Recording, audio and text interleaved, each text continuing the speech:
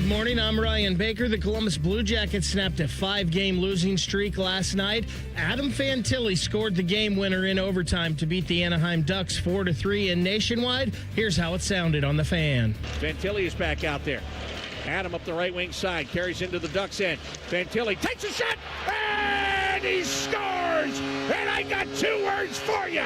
Game over! Zach Werenski, playing in his 600th NHL game, scored 2 goals and had an assist in the win. The Jackets back on home ice hosting the Minnesota Wild tomorrow at 7. 4-star athlete Legend Bay will be a Buckeye after all. He's been released from his scholarship agreement with Tennessee and is expected to enroll at Ohio State in January after he turns 18. This one brought to you by BMI Federal Credit Union. Get a holiday loan and choose loan amounts from $1,000 to $5,000. Visit bmifcu.org/holiday loan. Your morning just got more interesting. Distilled and barrel-picked for your listening pleasure. Bo Bishop, a local sports media legend. What William T. Sherman was to the Union Army, he is to Northern College football. A husband, a father, and middling youth sports coach. He's friends with Central Ohio sporting royalty. I'm talking to Ohio State Athletic Director Ross Bjorken. Coach Day walking on with us right now. Good to see you, buddy. Good buddy Austin Ward. My good buddy Tim May, the Tim May Show. The great Doug Lavery's joining us. Hi, everybody. Dom Tiberi here. Oh, Reese came in and he handed me papers. Yeah, and then it's a rundown. And then he said, "You see that button? That's the only button you need to worry about. Don't touch. There's 8,000 buttons in front of me." Oh, I didn't know what he was talking about. The one that says on. We blew the budget on this imaging, and only 2 guys answered our ad on Craigslist. Ryan Baker and Eric Reeser. Act accordingly. You're now listening to Bishop and Friends. Bishop and Friends is sponsored by Diamond Seller, your true jeweler for over 75 years. All right, let's do it live on a First Friday Miracle edition of the program. Bo the boys with you for the next 3. Bake is back from his holiday. Isaiah here. Isaiah, have you ever been on this with us before? I'm trying to remember. I haven't done this one yet, so this will be the first time for everybody. Welcome, and you're in the gorgeous, the cream brown starter. That was a homage special a couple of years ago. Is that where you picked that one up? It is. I asked my girlfriend for it for like 3 consecutive Christmases, and it was almost always sold out. So one year she surprised me with it, and that was probably one of my favorite Christmas gifts in probably the past 5 years. I have that one. That's a great one. So welcome in, buddy. We're loaded up. We'll do a little higher, lower at 10 o'clock. Jake Trotter going to join us at 10:30. It is a Hey Guys First Friday. Get your Hey Guys questions into the fellas. We will do that at 11 o'clock. The winner there gets the gift card and the tour from our great friends at High Bank. And then at 11:30, Ben Baby on the Bengals as a little bit of unrest down in Cincinnati. Of course, you're officially endorsed because it is a First Friday. We've got a couple of big First Fridays coming up here consecutively with the way that the calendar worked out this year. So last night, I was doing my afternoon duties, and I know that my wife is relatively aware of what time that I'm on air, and relatively, not totally aware, but relatively. And she started calling my cell phone like nonstop. Just started calling my phone nonstop while I was on air. And I said, so I'm like, okay, well, there must be some sort of an emergency. There must be something.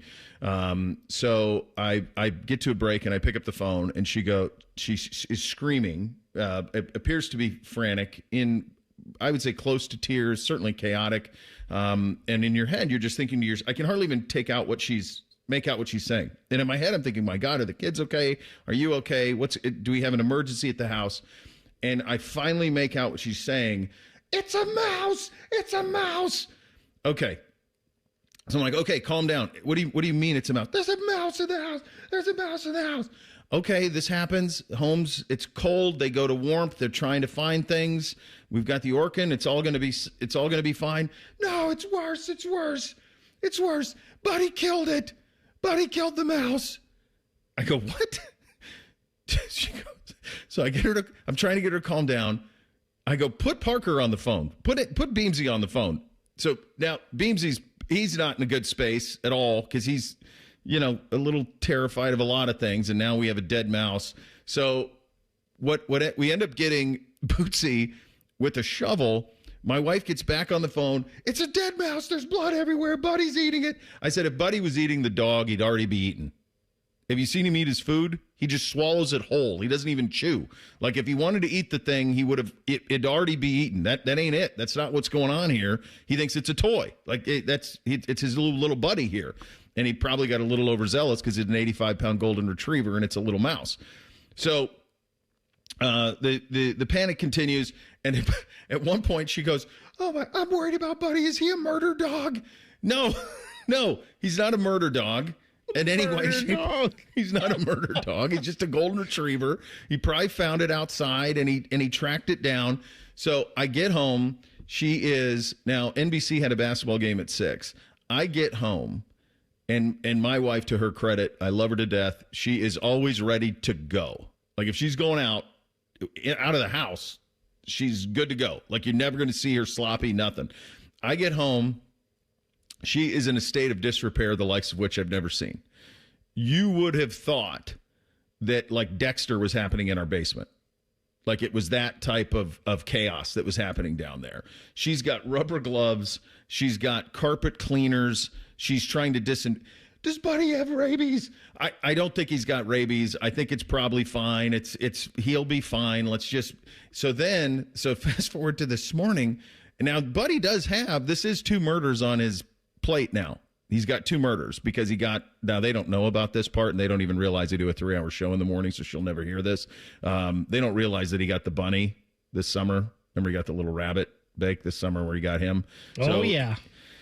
So he's a little bit of a hunter, and a little bit of he likes the chase a little bit, as best I can tell, and he must be relatively decent at it. My hunch is what happened here is he found a nest somewhere outside. And because I've noticed that what his act now at night is that he is scamming me with bathrooms. He comes up on the couch and he puts his head right on like the edge of the couch right where I'm sitting or my chair. He'll put his head there, and that means I got to go to the bathroom, Dad. So I take him out when he does that. Like that's his sign. Well, I've been noticing in the last week or so, he's got to go to the bathroom like every 15 minutes.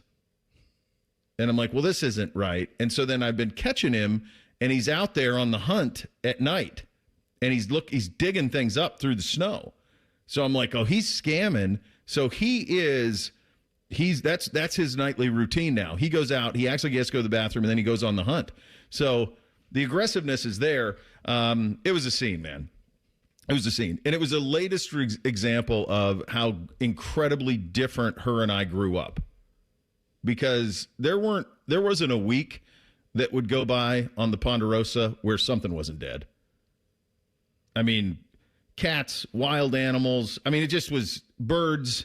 There was always something dead. I mean, it was like and she's just not used to carnage of that. So murder dog, though, was my favorite. The golden retriever's a murder dog. So when I'm hearing you talk about that, somewhere along the line, nature versus nurture lodge popped into my head, and nature always wins. The second thing I'm thinking of is has your wife never had an outdoor cat? Because they will literally, if you have a cat that's outdoors, they will literally bring to your front porch dead mice or dead birds just to like show you. They want you to be proud of them that they went out and hunt and caught this. We had where I grew up, we had barn cats. Mm-hmm. And they were like SEAL Team 6. Yes. Like they would take out anything in their path silently, swiftly. You'd never even know they were there. Birds, mice predominantly in the barn, they would wreak havoc on all of that stuff. Cats are like outdoor cats, barn cats are elite hunters. I mean, that's what they're born to do. That's in their nature. Yeah. Like their nature is not to be inside and having everything fed to them. They're hunters. They're hunters, man. Yeah, they are pretty dang good.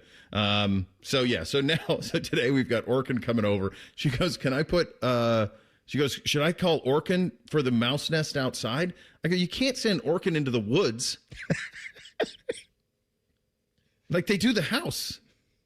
They're not going into the woods. I mean, where does it end? Like how many of the woods do we go through to try to eradicate the mouse? That coyote that she heard the one night that she was going crazy about, like what does she think that thing's eating?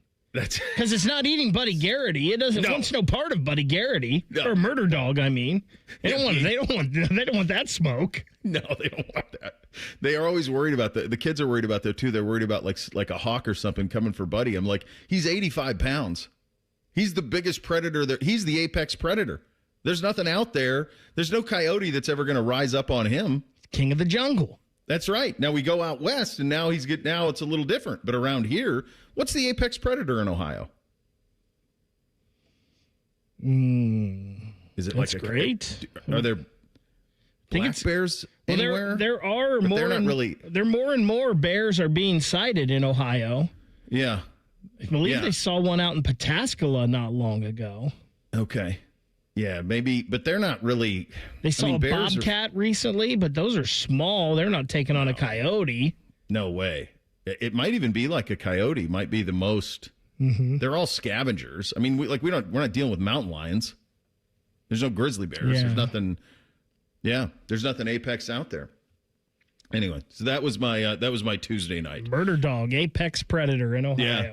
I got my eyes on him right now. He's really sniffing around looking for stuff out there, trying to see what's next on his list. Just wants to bring you something for you to be proud of. Oh, yeah. Look what I did, Dad. That's what I was telling him. Like, he's showing you that. Here's the last point I'll make on this. There's no question he brought it from outside. That means that one of my children opened the door to bring him back in the house and didn't notice that he had a dead mouse in his mouth. So if you want to think about how easily distracted children are, like I'm sure they had an Xbox controller in their hand. Weren't paying attention. Sucking down a bag of chips or something, not even paying attention. Meantime, you let a dead mouse, and all you had to do is look, and all you had to do is say to Buddy Garrity, just drop it, and he drops. That's it. He would have dropped it outside, and then problem solved. But they just let him in. Dead mouse in the mouth. That's a Tuesday. It's a long December, kids. A long wait for this Buckeye football team to get back on the field, but they did get some pretty good news in terms of the roster. We'll get to that coming up next. We're off and running on a First Friday. Bishop and Friends right here on the phone. A lot has changed in 30 years, but we're still that old shoe that feels worn in and well loved. And well, we smell a little, but you've accepted that. The Fan. All the folks at Buckeye, night or day. Hi, this is Max with Buckeye Heating, Cooling, and Plumbing. We want to wish the community, our clients, and our team a Merry Christmas and Happy Holidays. We're incredibly thankful to serve such a great community with such an amazing team. It's an absolute pleasure. Thank you for being you. And when you need us, Call 614-683-9911. Call the folks at Buckeye, night or day.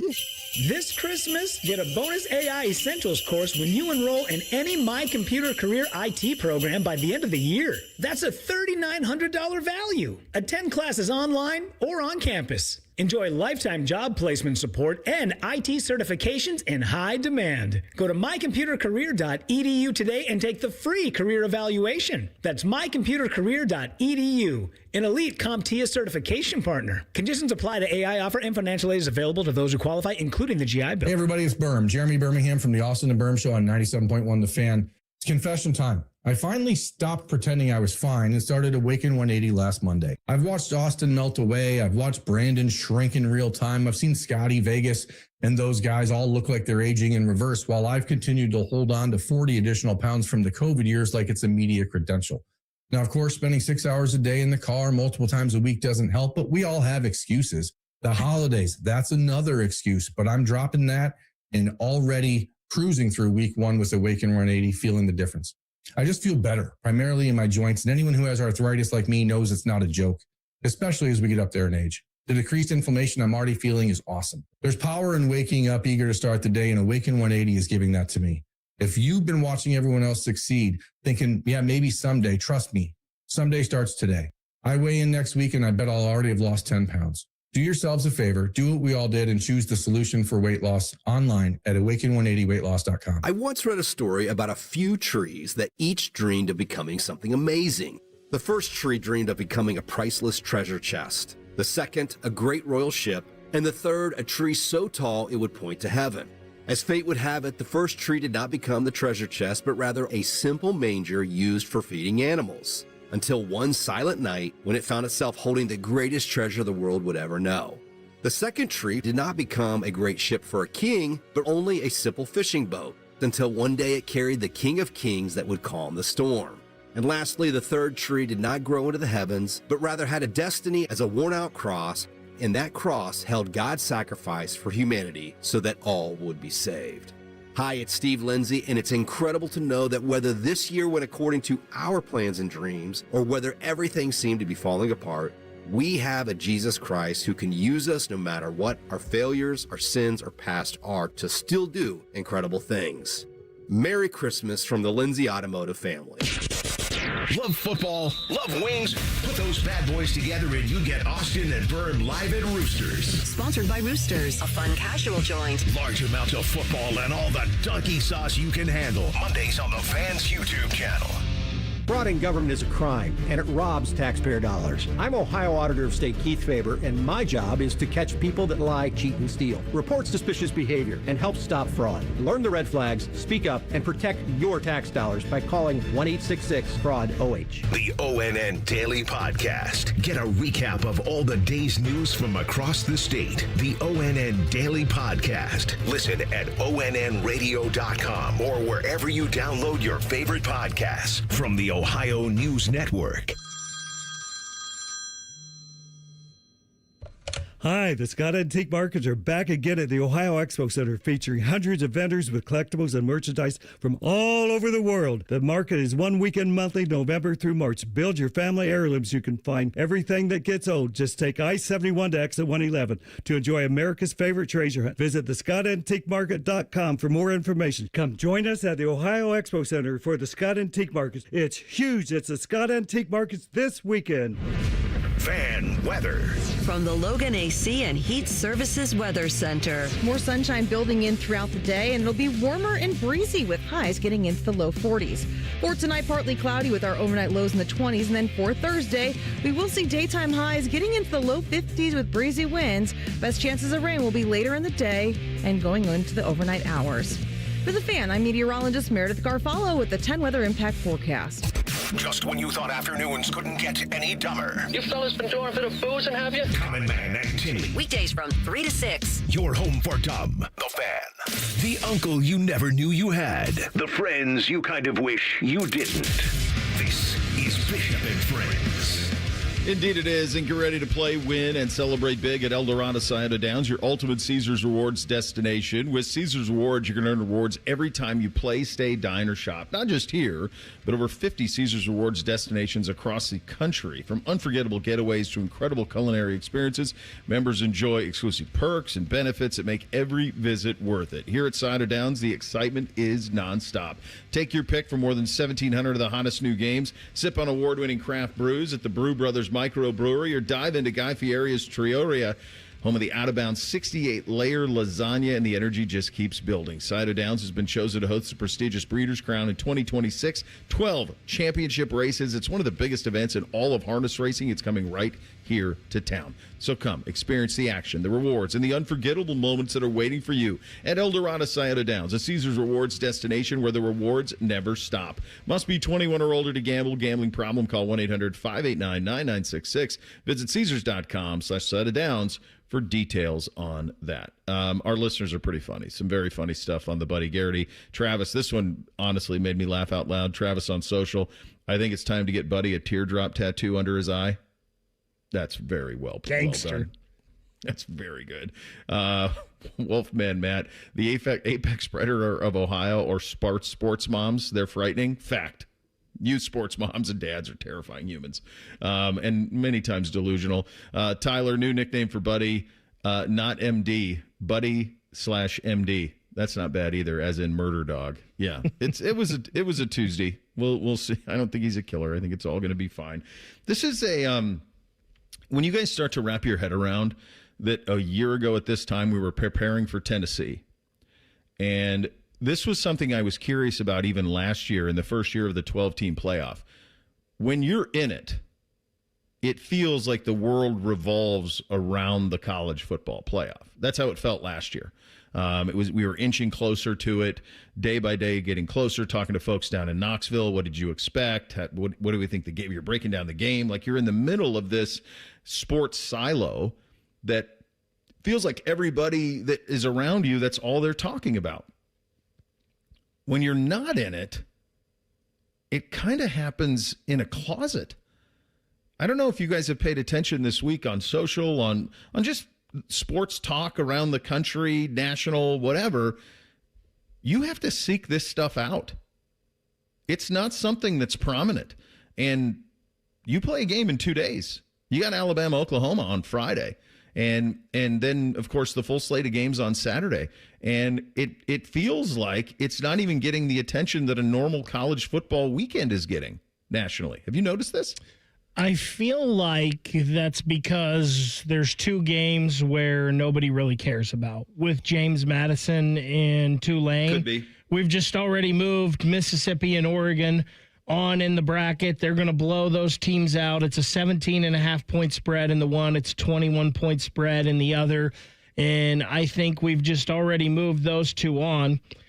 I also think there's probably a lot of people nationally that don't believe Alabama or Oklahoma is going to win this thing. Now, I think they're good teams and they're obviously brands, but I don't think anybody thinks that either of those teams are going to win. Yeah, they're not threats in this thing. And I'm not sure people think Texas A&M or Miami are threats either. Last year, if you remember, because of the way the seeding was, you had Ohio State there as the 8th seed playing in that first round. And the Tennessee matchup, that had a lot of juice with those two. And a lot of people thought that whoever won that game could move on in this thing. You also had Penn State sitting there and Notre Dame sitting there, who people thought were really good teams that could possibly do something.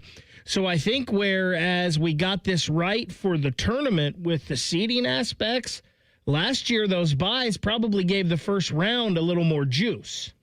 So it was Ohio State, Tennessee. It was Texas, Clemson, Indiana, Notre Dame, and SMU, Penn State. Correct. That's correct. That's interesting. There's no question that helped big. That you're talking 8 brands versus 6. And Ohio State, there's no doubt Ohio State and Notre Dame, 2 of the biggest brands in the country. Yeah, and Penn State is a top 10, and honestly, the other Texas and Clemson was the other one. That could have been a part of it. But I'm going to give you. I think that's a very good point out of you. I think there's a lot of credit that goes there. I do think that there is a little bit though of it's not happening in our town. 1,000%. Yeah, I think there's that part of it too, Isaiah. When you think about that part of it. Yeah, no one's making plans right now for New Year's Eve other than what their New Year's Eve plans are. Usually it's the Buckeyes game, and what are you going to do for the Buckeyes game? And the other thing, too, I feel like, especially now with the college football playoff, it's minimized, like, kind of the postseason for college football so much. Before it was the bowl games, there was a million of them, and the bowl games mattered, where now if you're not in the playoff, do a lot of these fan bases care about the bowl games as much as it feel like college football is already over for those teams because you've got players opting out? And so I feel like that kind of kills some of the interest too. And if you think about last year, because of how they had it set up with the buys for the conference champions, it did push some of the better teams down. Like Penn State got pushed down because Boise State got pushed up. Right. And so that also gave a little bit more intrigue for the first round. Yeah, it's a solid point on the on that part of it. And if you're curious about the Bulls, like I don't know if you saw the crowd for the bowl game. They had a bowl game Saturday in Los Angeles. It was a decent game. It was Washington and Boise State. There were 18 people there. And this has been happening in bowls. But the one thing you have to remember with the bowls is they probably were we didn't even realize it at the time, but they were probably the first example of concrete proof that these are television shows.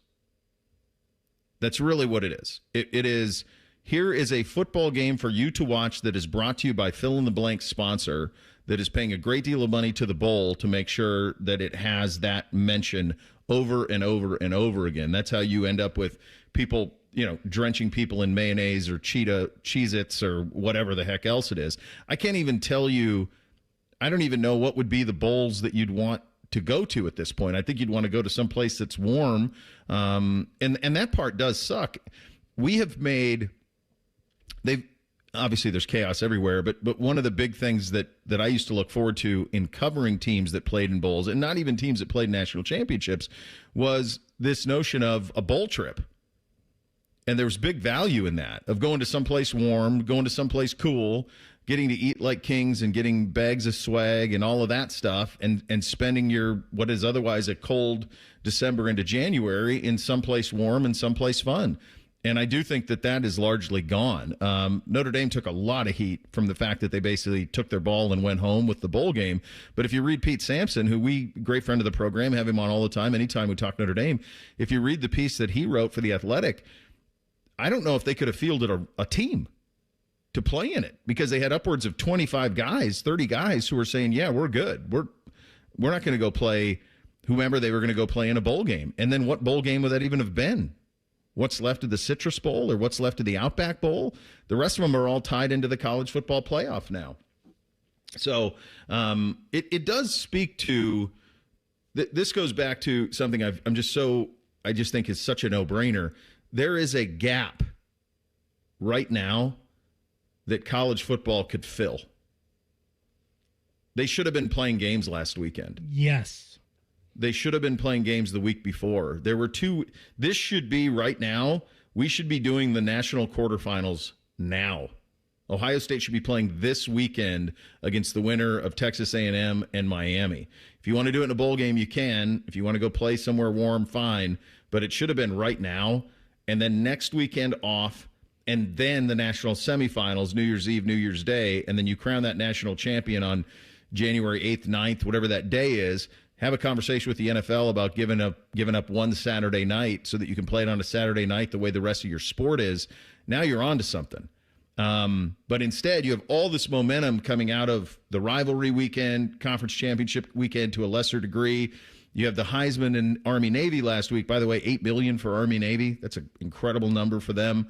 And now you have kind of this void where if you just move all of that stuff back, or I guess up, however you want to phrase it or think about it in your mind's eye, now all of a sudden you just keep that momentum going and you're able to get things done. Instead, Ohio State's twiddling their thumbs until New Year's Eve. And Bo, to your point about the bowl games, we've had 3 already. Have we really? We've had 3 bowls already, and we've got 2 more today. And I don't know if anybody know they happened. I don't. I do this for a living. What are they? What's coming? What do we got today? So today we have the Staff DNA Cure Bowl. That's down at Camping World Stadium in Orlando, Florida. Old Dominion taking on South Florida. And we have the 68 Ventures Bowl in Mobile, Alabama, Louisiana versus Delaware. My God. Is Hartline going to be in, you said South Florida, right? Mm-hmm. I wonder if he's coaching.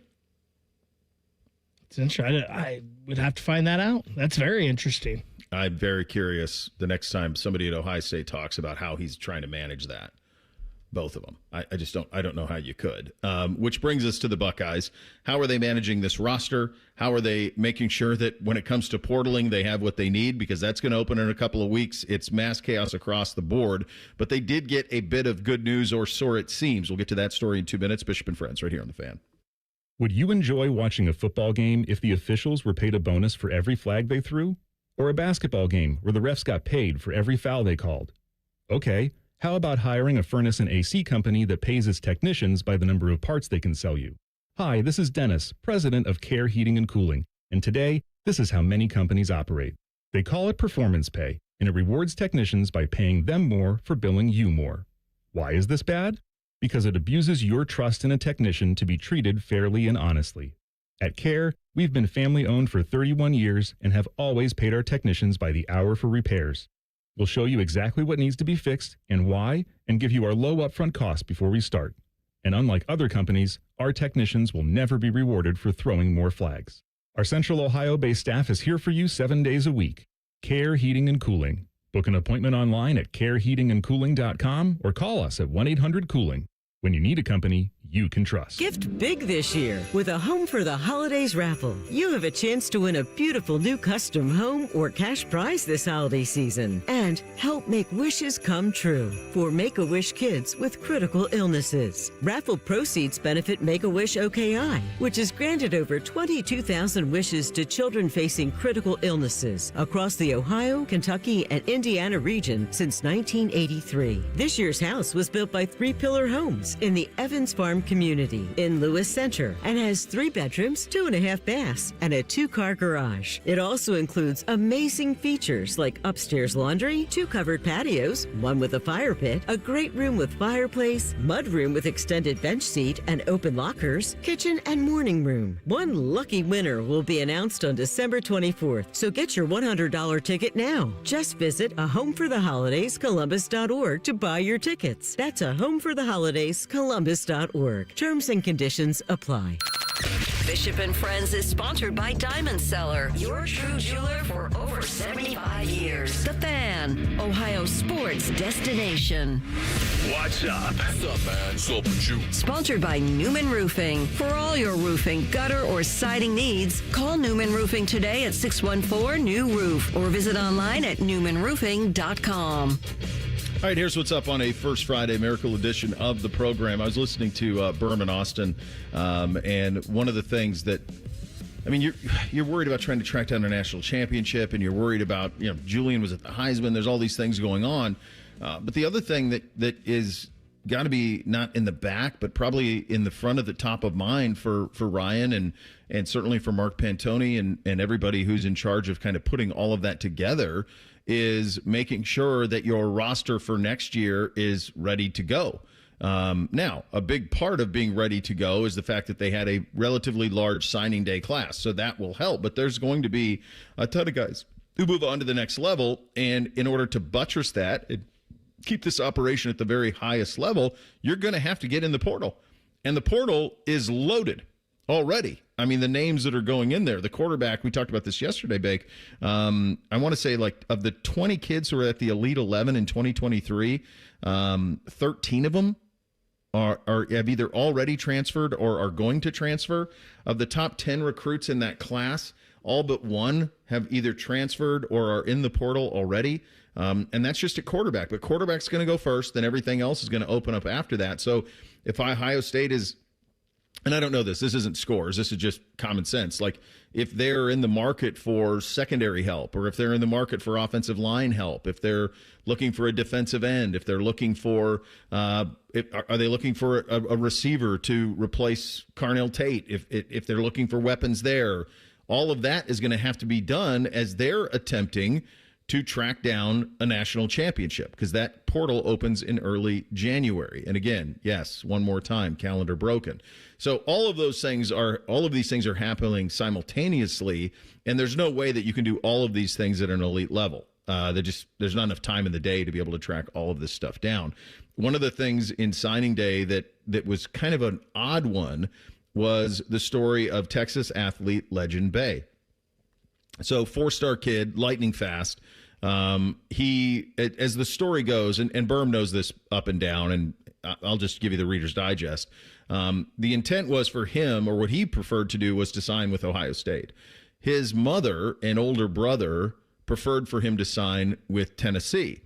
And because he is not 18 years of age, he was apparently coerced into signing with Tennessee by family members because his mom refused to sign a letter of intent for him to go to Ohio State. And so he turns 18 relatively soon, and it seems as if this is going to come full circle, and inevitably he will be able to sign with Ohio State. This is the chaos of recruiting. This isn't an NIL thing, by the way. I dealt with this 25 years ago in Florida, where there were moms who wouldn't sign letters of intent. In those days, things took place underneath the table. Now everything's just on the table. But that absolutely, I lived that 25 years ago. So I know I've seen this stuff before. I don't think it's a product of NIL or free transfer. But this is one of those things where that's a shot of adrenaline if all of a sudden this kid becomes a Buckeye too once he becomes 18. That would be a big shot in the arm for this Buckeye program. Yeah, so he turns 18 a week from today, December 24th. And then they say his plan is to enroll in January here at Ohio State. He obviously can't sign now because the early signing period is over, which is so stupid. Who cares if there's a day where they can sign? Why can't they sign? It's just idiotic, like what we do. I hate giving him credit, but I saw this tweet from Adam King, and it was pretty good. Like, you go back to signing day, and oh my gosh, what's happening with Chris Henry Jr.? Are you going to lose Chris Henry Jr.? Oh no, we're not going to get Legend Bay. What's happening? Ohio State always will be just fine. They're okay. Yeah. They're okay in all of this. Yeah, but I do think, like, there's no way that all of the stuff that happened that week didn't contribute to the performance against Indiana. How could it not? You're trying to procure you're trying to get Chris Henry Jr. to sign on the line, which is dotted. You got this Legend Bay stuff you're dealing with. Meantime, your offensive coordinator's taking a job at South Florida. Like, how could you possibly be rowing in the same direction for Indiana? There's not enough time in a day to do all of this. Which, by the way, Hartline is not coaching USF today. It is said it will be an interim staff that is coaching them in the bowl game. Yeah, and Bo, you've been on this before anyone about this calendar in college football, and it's just too much, right? There's just too much happening.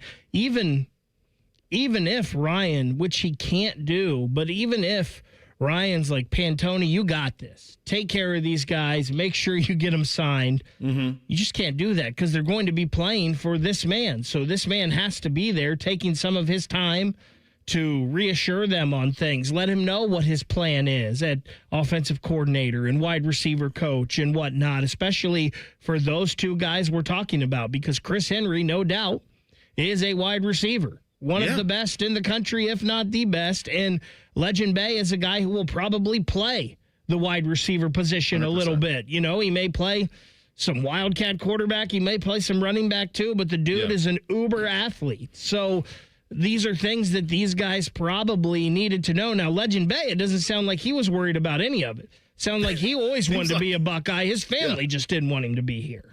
It speaks to, like the way that you just played that out with Pantoni, too. If this was the National Football League, Mark could do all of that on his own because there are rules to play. There are rules in place. If it was the NFL and he was a general manager, which is what he is here, he would know his cap. He would know what he could offer. He would know what he's already allotted to everybody. He would know the offers that were out there from other teams. And if he could match them. He didn't know any of that. Go ahead, Isaiah. Yeah, and you think, too, like the NFL, and this is why they have everyone so encapsulated all year round, is because their calendar is so well done. Like, you have the mock drafts going out, then the draft in the spring, the combine. Like, it's all so spread out, where college football, everything is so jam-packed, where you would think, I mean, all they want to do is make money. You would think they would want you all year round just talking about college football. But because I feel like the early signing period is so wasted right before these Big Ten championship games, this should be a bigger story than it is. But because of the way the calendar is laid out, it doesn't really give the college football its flowers that you really have. And there's, the facade of academia is there. I mean, they act like that's a part of it, but they used to do signing day in February. It worked out fine. I think all those guys would have to do is give up early enrollees, and then it would all be fine. Just put February back. We've been through it a million times. It's an easy fix. But it's utter chaos right now, and there's not enough time in the day to do all of these things. So you have to decide, what are my priorities? You have to sleep. You have to function. You have to have good brain capacity to be able to do the big picture things that you got to get done. So I think I saw Kenny Dillingham talking about this as he's being questioned about the Michigan job, and he's trying to prepare Arizona State, and he's got his quarterbacks in the portal, and it's not tenable to keep doing this way. Go ahead, Vic. Could you imagine, Bo, if we have sometime in the next 2 or 3 years a scenario like we did last year where Tennessee is coming up to play Ohio State in a playoff game, and Legend Bay's mom and brother having to put on Ohio State's scarlet and gray? Oh, my gosh. To root on Legend playing Tennessee? It seems like I do feel for the kid because it seems like it's pretty chaotic. Yes. Home life situation. And this is something that's been going on in recruiting only forever. And it is, you have to identify the right player, and I don't mean football player, the right player that has the most influence on the recruit. So sometimes it's a mom, sometimes it's a dad, sometimes it's an uncle. Sometimes it's somebody who's not even related. Like in the case of Terrell Pryor, it was somebody who wasn't even related, who Tress identified as this is a guy who's influential, and they were able to get that done. So that's something that's only been going on forever, and now it's just more chaotic than it's ever been. Jackets get a win, but they give up a lead again in the third, but the win will be the highlight of it, and the Buckeyes' schedule next year will remain quite strong. We'll get to both of those stories coming up next. Bishop and Friends right here on The Fan. We're the highest rated sports radio station in America. There's no joke there. We just are. The Fan, Ohio's sports destination. Men, it's the holidays, a time of love and joy. But if you suffer from erectile dysfunction, the season can be tough on you. This is Jeff for Tri-State Men's Health. And if you and your partner are experiencing struggles because of ED, change it up this year. Give the best gift you can give to the one you love by treating your ED and restoring your relationship. At Tri-State Men's Health, we're experts in treating ED. And as a Promedic restorative health practice, we've literally seen countless thousands of relationships renewed across the nation. Plus, with treatments having success rates well over 90%, coupled with many treatment options, we can likely find the right one for you. You may even find you're performing like you haven't in years. So call us and give your partner the best gift you can give this season. A renewed, restored relationship. Your first visit is only $99 and includes blood work, a medical consult, and if medically advised, a test dose. And if that test dose doesn't work in our office, your visit is free. Call 800-900-9654 or go to tristatemenshealth.com. We have 2 convenient locations in the area to serve you in Hilliard and Westerville. This holiday season, Germain Toyota of Columbus is unwrapping incredible savings on the toughest trucks around. Right now, drive home a 2025 or 2026 Toyota Tundra with an unbeatable 0% financing for up to 72 months. That's right, power, performance, and 0%. And there's more holiday cheer. Every Tundra is sold at MSRP with 20% due at signing. No gimmicks, no surprises, just real value on one of America's favorite full-size trucks. So upgrade to a brand new Toyota Tundra. Holiday savings at Germain Toyota of Columbus on the corner of I-70 and Bryce Road. I'm back to doing what I love and more, thanks to the Good Feet store. Do you want to walk, play pickleball, and enjoy other fun activities to stay healthy, but you can't because of bad feet? Hi, this is Mike, and the Good Feet store wants to help. I just had difficulty walking. I tried them on in the store, and my foot felt so much better. Do you keep buying new shoes and inserts with little or no relief?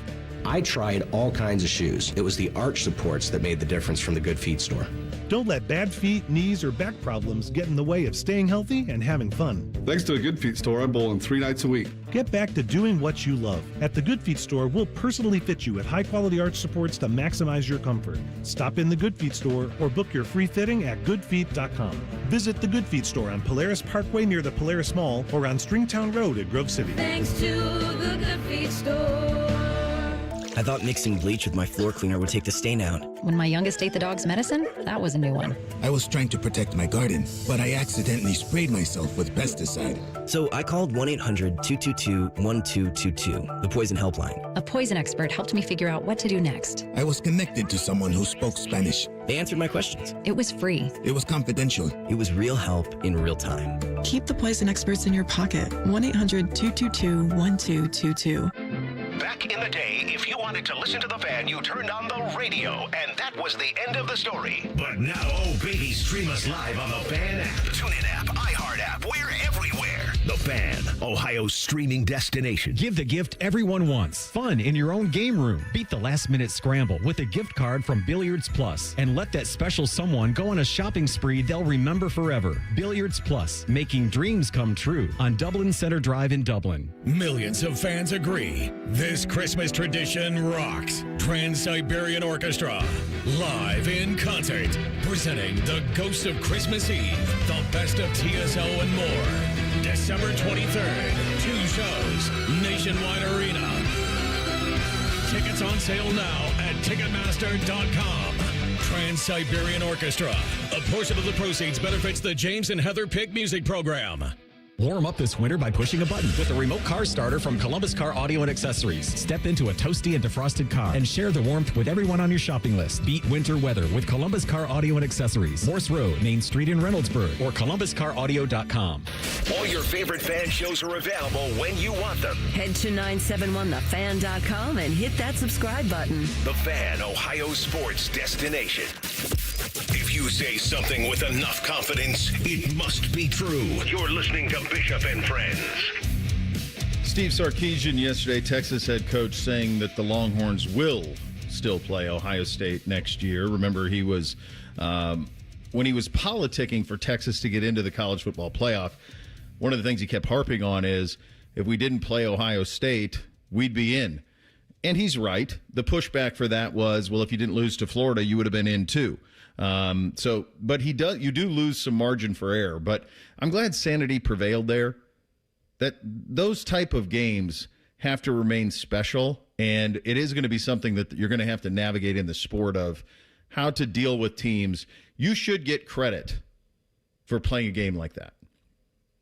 It should not be held against you. There should be some sort of metric that gives you credit for scheduling those type of games, especially when you consider that those games are oftentimes scheduled a decade in advance. And so you're rolling the dice on those teams being good, and when they are, you have to continue to play those games. The sport needs those games to continue to be played.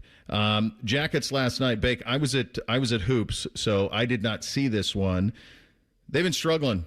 2 wins, I think, in their last 13. A lot of third period leads given up and losses starting to mount.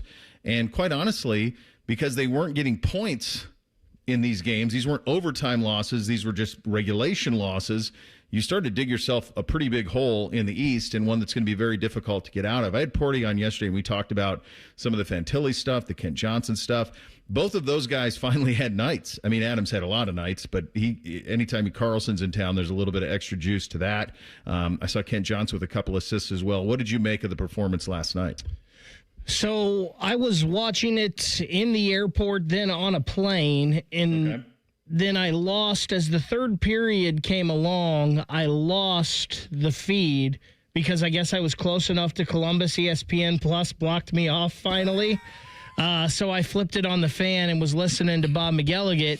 And then as I was shuttling out of the airport and got back to my car, I turned the car on just as Adam Fantilli was scoring the overtime winner. Oh, that's cool. I know that this is pretty frustrating for a lot of Jackets fans right now, and I understand. And I think it's almost, and Jackets fans will say, it's been the same thing. You know, This is every year. We're always the youngest team, this or that, blah, blah, blah. I think we're seeing a change right now. And if you look at the ice time last night, it was Fantilli that led the team with the forwards, and Marchenko was second. And I think we're seeing a change here where this is becoming Adam Fantilli's team. And with that, with the young guys taking over, there are growing pains, and I know people don't want to hear that, but with these guys learning how to win games. And I think we're going through that, and I hope last night was a step in that direction. Zach Werenski, who played his 600th game last night in the NHL and had 2 goals, he looked like a man possessed. He did. And, I mean, we're used to that with Zach the last couple of years, but he looked like a guy that was like, okay, enough of this. Let's get out of this losing streak. And Fantilli was a little bit the same way. And he's been playing well for a while now.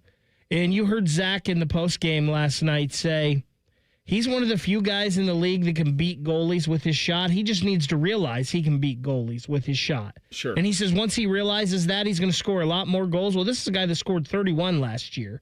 And I believe in a whole calendar year here recently, I think it was like Thanksgiving to Thanksgiving or something like that, he had as many goals in the league as anyone, just about. Yeah.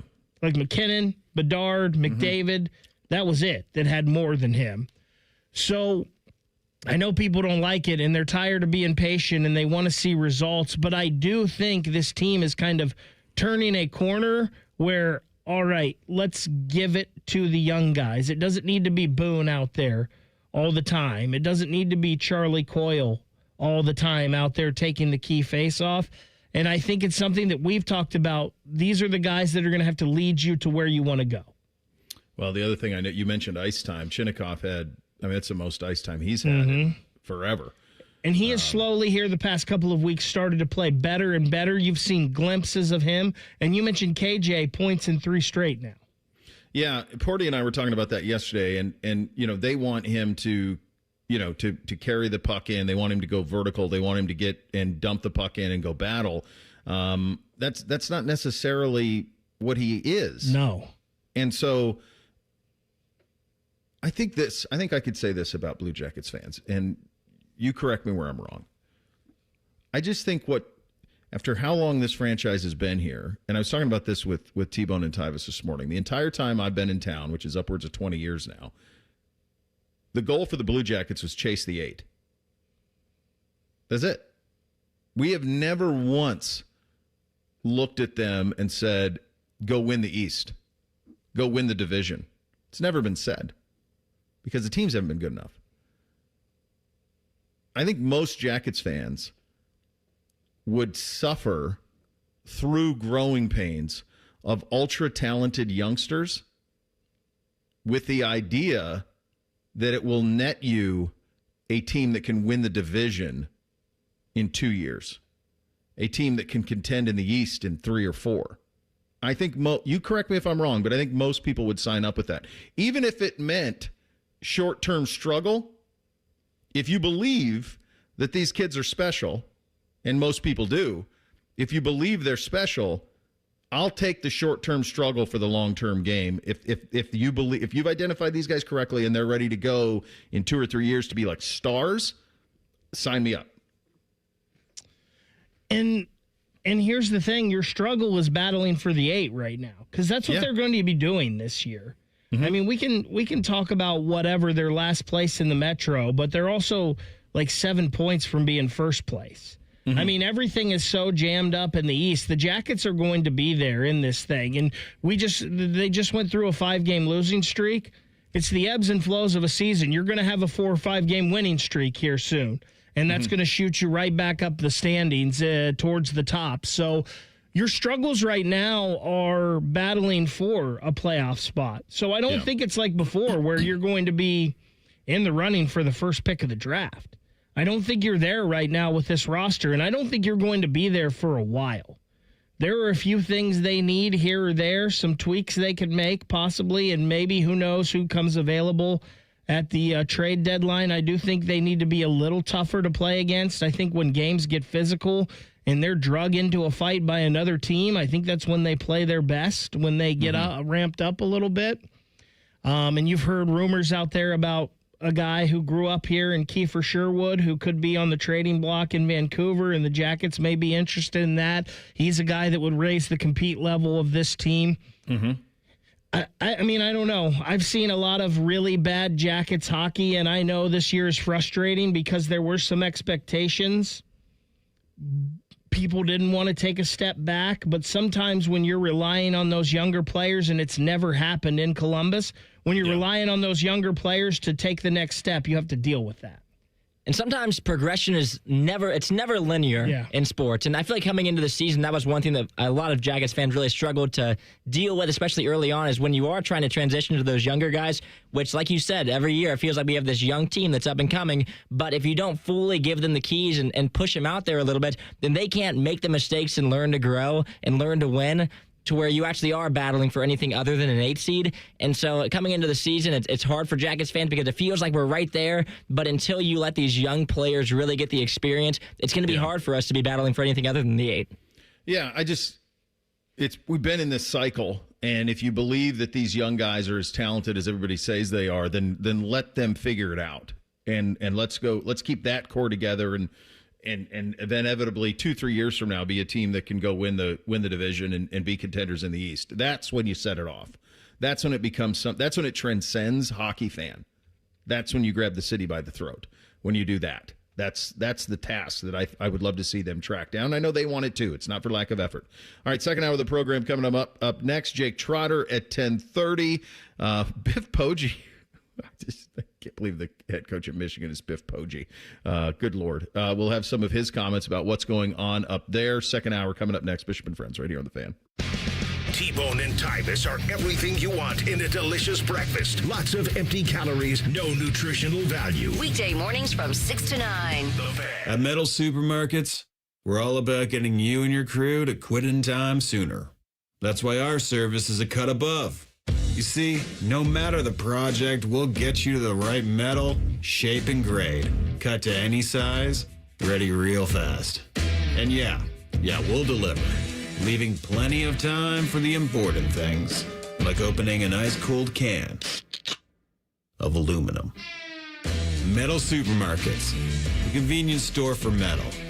Care Heating and Cooling. When you need a company you can trust, call 1-800-COOLING. What does it mean to live here, serve here in the Ohio Army National Guard? It means I can attend college full-time and not have to take out student loans to pay for my tuition. It means I can work my civilian job during the week and support my state and nation in times of need. You too can live here, serve here as a member of the Ohio Army National Guard. Learn more about part-time service with full-time benefits at nationalguard.com/OH. Sponsored by the Ohio Army National Guard in coordination with the Ohio Association of Broadcasters and this station. 1-877 Cars for Kids. KARS Cars for Kids. 1-877 Cars for Kids. Donate your car today. Call 1-877-CARS-FOR-KIDS to reach a friendly live agent. Donation's super easy, and your car can be picked up as soon as tomorrow. Call us now. 1-877 Cars for Kids. Donate your car today. Hurry! It's your last chance to donate for 2025. I always tell people I was the luckiest guy in the world. I wanted to be an Army man or a fireman, and I got to do both. As a firefighter, my job was about saving lives. I never thought one day I would be fighting for mine. After spending his career answering the call to save others, Ken was diagnosed with ALS. Now he's facing his biggest battle, for more time. For 70 years, Muscular Dystrophy Association has been answering the call to help people live longer and more independent lives. MDA means to me hope.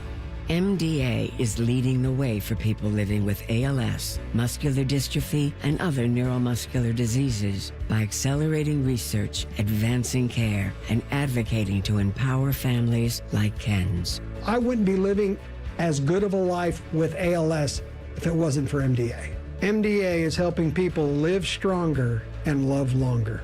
Learn more at mda.org. today. Matty Ice here. The end of the year has almost arrived, so it's the perfect time to head up to McDaniel GM Superstore in Marion, where the savings are rolling all month long. You can lease a brand new 26 Chevy Equinox for just $225 a month for 36 months with $4,369 due at signing. Or if financing is more your style, grab it for only $225 a month for 84 months with $1,000 due at signing. Certain restrictions apply. They're just off Route 23 on 95 in Marion, or you can visit McDanielGMSuperstore.com. Chevrolet, together, let's drive. Do you hate holiday pictures because of your teeth? What if a brand new smile was possible? No matter what the current state of your mouth. Welcome to Runyon Dental Group, home of the Implant and Smile Center, where gorgeous, healthy smiles become a reality. At Runyon, we've built a team of some of the most highly trained arch and implant doctors in the entire nation.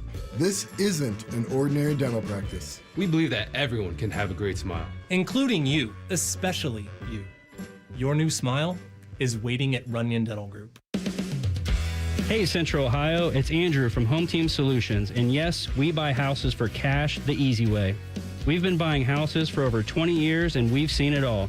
Whether you've inherited a property, you're behind on payments, the house needs work, or just want to avoid the hassle of listing, we've got you covered. No repairs, no clean out, no stress, just a fair cash offer and you pick the closing date. We've helped hundreds of homeowners sell fast and hassle-free, and we're proud to have 5-star reviews all across Central Ohio and an A+ rating with the BBB. If you're ready to sell your house the easy way, call Home Team Solutions at 614-962-SELL. That's 614-962-7355, or visit us online at selltohometeam.com. Home Team Solutions, local, trusted, and family-owned. Again, that's 614-962-SELL. 614-962-7355 or selltohometeam.com. Since 2003, Wounded Warrior Project has helped post 9/11 veterans adjust back to civilian life. Through specialized programs, they begin healing their bodies and minds while regaining a sense of camaraderie.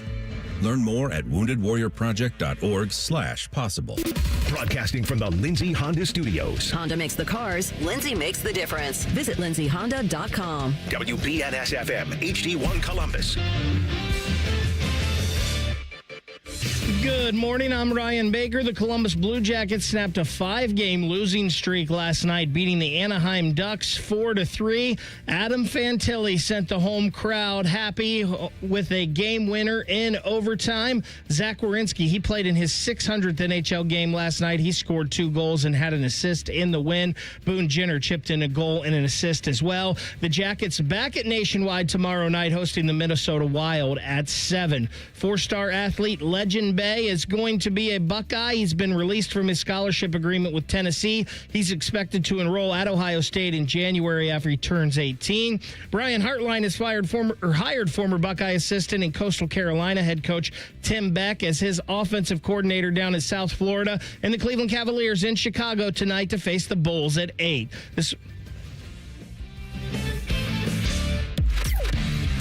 Drink recommendations, movie reviews, sports discussion, and whatever the hell Reeser does. This is Bishop and Friends. All right, second hour here on a First Friday Miracle Edition. Time to get your Hey Guys questions into the fellas at 971-BFS. We can also take them in the YouTube chat, so we will track those down there. Jake Trotter coming up in about 28 minutes from now. Between now and then, time for a little higher, lower. Hit it, fellas.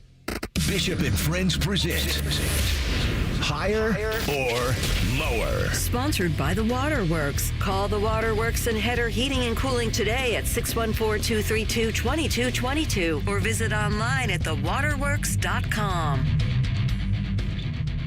All right, time for a little higher, lower, fellas. So, Bo, I figured since this is, next week we will have best of shows on Christmas Eve and Christmas. I figured this would be a good time to do a higher or lower of the best Christmas movies. And this is from IMDb, and it's their list of the 100 best Christmas movies of all time. Now, we're just going to limit this to the top 20 here. So let's start out with the top 5, and then we'll have you guys discuss. Number 1, they've got It's a Wonderful Life. Number 2, Home Alone. Number 3, Die Hard. So IMDb says Die Hard is a Christmas movie. A Christmas Carol at number 4, and then Rudolph the Red-Nosed Reindeer at number 5. Okay. Die Hard is not a Christmas movie in any way, shape, or form. I'm pretty sure about this because this is something that comes up every couple of years, but I'm pretty sure I looked this up. Die Hard was released in the summer. Okay. So it takes place during Christmas. It's Christmas adjacent, but it is not a Christmas movie. I'm sorry. I can't. And so that's definitely not. I would also say, like, I'm trying to think of other ones that are, by the way, Die Hard's the greatest action movie ever. Probably, right? So, I adored it. It was the first action movie that I saw that I made, had NBC watch with me. And his response afterwards was, Dad, that was awesome. Yeah, you bet it is. Another one that I would put on that would be like Trading Places. Trading Places is not a Christmas movie in any way, shape, or form. I have no idea if it's on this list, but if Die Hard's on this list, that tells me that Trading Places might be on this list. Trading Places is not a Christmas movie either in any way. It takes place during Christmas. So Die Hard's got to get out of there. You said It's a Wonderful Life is one? Well, yep, number 1 on their list. I got news for you. I think it sucks. I think it sucks. I don't like it at all. I think Home Alone goes up to number 1. That's my first adjustment. Home Alone goes up to number 1. The beautiful thing about Home Alone is you can quite literally watch it with everybody. Adults think it's great. Kids think it's great. It holds up perfectly. I think that should go to number 1. Get It's a Wonderful Life out of there. You can't tell me you actually like It's a Wonderful Life. It feels like it's one of those that people just place there, but no one actually believes it should be there. Like, it feels like it has to be in the top 10 somewhere. But for me, I have nothing towards it that makes me want to watch it ever on Christmas. Is it the nostalgia and the fact that it's on NBC every year and it used to be everybody watched it that makes people think? I think probably. But it's the same way I feel about The Wizard of Oz. I think The Wizard of Oz sucks. Like, it was something you had to do as a kid because it was on, and you would sit there and just be like, oh my God, is this over yet? And on television, it would last like 3 hours because the runtime of it's pretty long, I think. 2 hours and 10 minutes. Okay, so that would mean like if it was on broadcast or cable, that's a 3-hour block of your life that you can't get back, man. Get that out. Where's Elf? Get Elf in there. So I have two different categories of Christmas movies. There are kids' Christmas movies. So this would be like The Grinch, the original Rudolph the Red-Nosed Reindeer. Home Alone would probably be in like the kid one. Elf would be in the kid one. And then there's adult Christmas movies, which are like Four Christmases, Office Christmas Party, Love Actually, like those. So like, to me, there's two very separate silos that Christmas movies go into. And in none of those silos is It's a Wonderful Life for me. Yeah, and I feel like just this top five in general. I mean, I like Home Alone being in the top five. I think A Christmas Carol is solid. I probably wouldn't have it in my top five. Rudolph is there because, yet again, it has to be there. But there are a couple other ones. The Grinch I would probably have in my top five. Elf is getting moved up in this list. So I feel like this top five here is is not quite how I'd have it. A Christmas Carol, I don't know if I've ever seen A Christmas Carol. The 1951. I've seen Scrooged. Yeah, the newer one is the one that I'm assuming we're talking about, right? No, this is the 1951 version. No Get it chance out. I've seen that. Get it gone. The Bill Murray one's pretty good. I think that's called Scrooged, right? I believe that it is. I haven't seen that in a long time either, though. Where's Vacation? Listen, if I have Home Alone 1 and Home Alone 2 at the top, I'm okay with that because I love them both. I always great. have, I always will. Let's move on. So number 6, National Lampoon's Christmas Vacation. There it is. Number 7, Elf. Okay, number fine. 8, A Christmas Story. Number 9, Miracle on 34th Street. And at number 10, Gremlins. Christmas Adjacent. There's another one. That is not Christmas. I kind of was like, wait a second, what? Gremlins is not a Christmas movie in any way. I've never seen Miracle on 34th Street, and I don't think I'm missing anything. This always blows the mind of Ohioans because I think folks who grew up here, A Christmas Story with Ralphie and the Red Rider Range and all of that stuff, I think the Bumpuses, all that stuff, I think for you guys it's a part of growing up in Ohio because it was filmed in Cleveland. I had not seen A Christmas Story until like 4 years ago.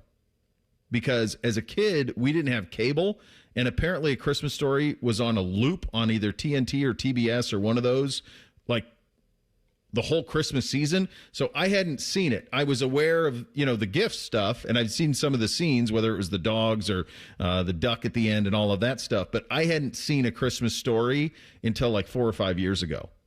Was it something you guys had to grow up, like you grew up watching A Christmas Story? I feel like that's one of those that's just on in the background. Like I can remember multiple Christmases where that's just what was on TV that we had like muted while Christmas was going on. But that's not one that I tune into every year whatsoever. And I feel like Miracle on 34th Street, another one that just has to be in the top 10, but no one is turning that on for Christmas.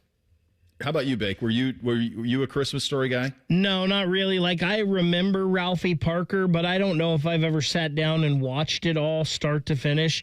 Just like Miracle on 34th Street. When I saw Gremlins, I was like, wait a second, what? And I guess the gremlin was his Christmas gift, but I don't remember that. I have no point. I saw the Gremlins as a kid. I have not seen it in, I would say, very accurately, probably 35 years. It's been a long time. I mean, that came out in 84, so. Yeah, I don't. The last time I saw Gremlins, it was a scary movie. That's how long ago it was for me when I watched it. Right, exactly. Let's move on. Number 11, The Polar Express. Number 12, Bad Santa. That's a decent one. Yeah. I didn't understand this one either. Edward Scissorhands at number 13. Same. Trading Places at 14. And then Scrooged with Bill Murray at 15. Let me ask you this. Have you guys seen Trading Places? I don't believe I haven't seen it either. Nope. You guys haven't seen Trading Places? You have a homework assignment. Is that Eddie Murray? It's Eddie Murphy throwing 175 miles an hour. It's Dan Aykroyd. It's Jamie Lee Curtis. Boy, is it ever.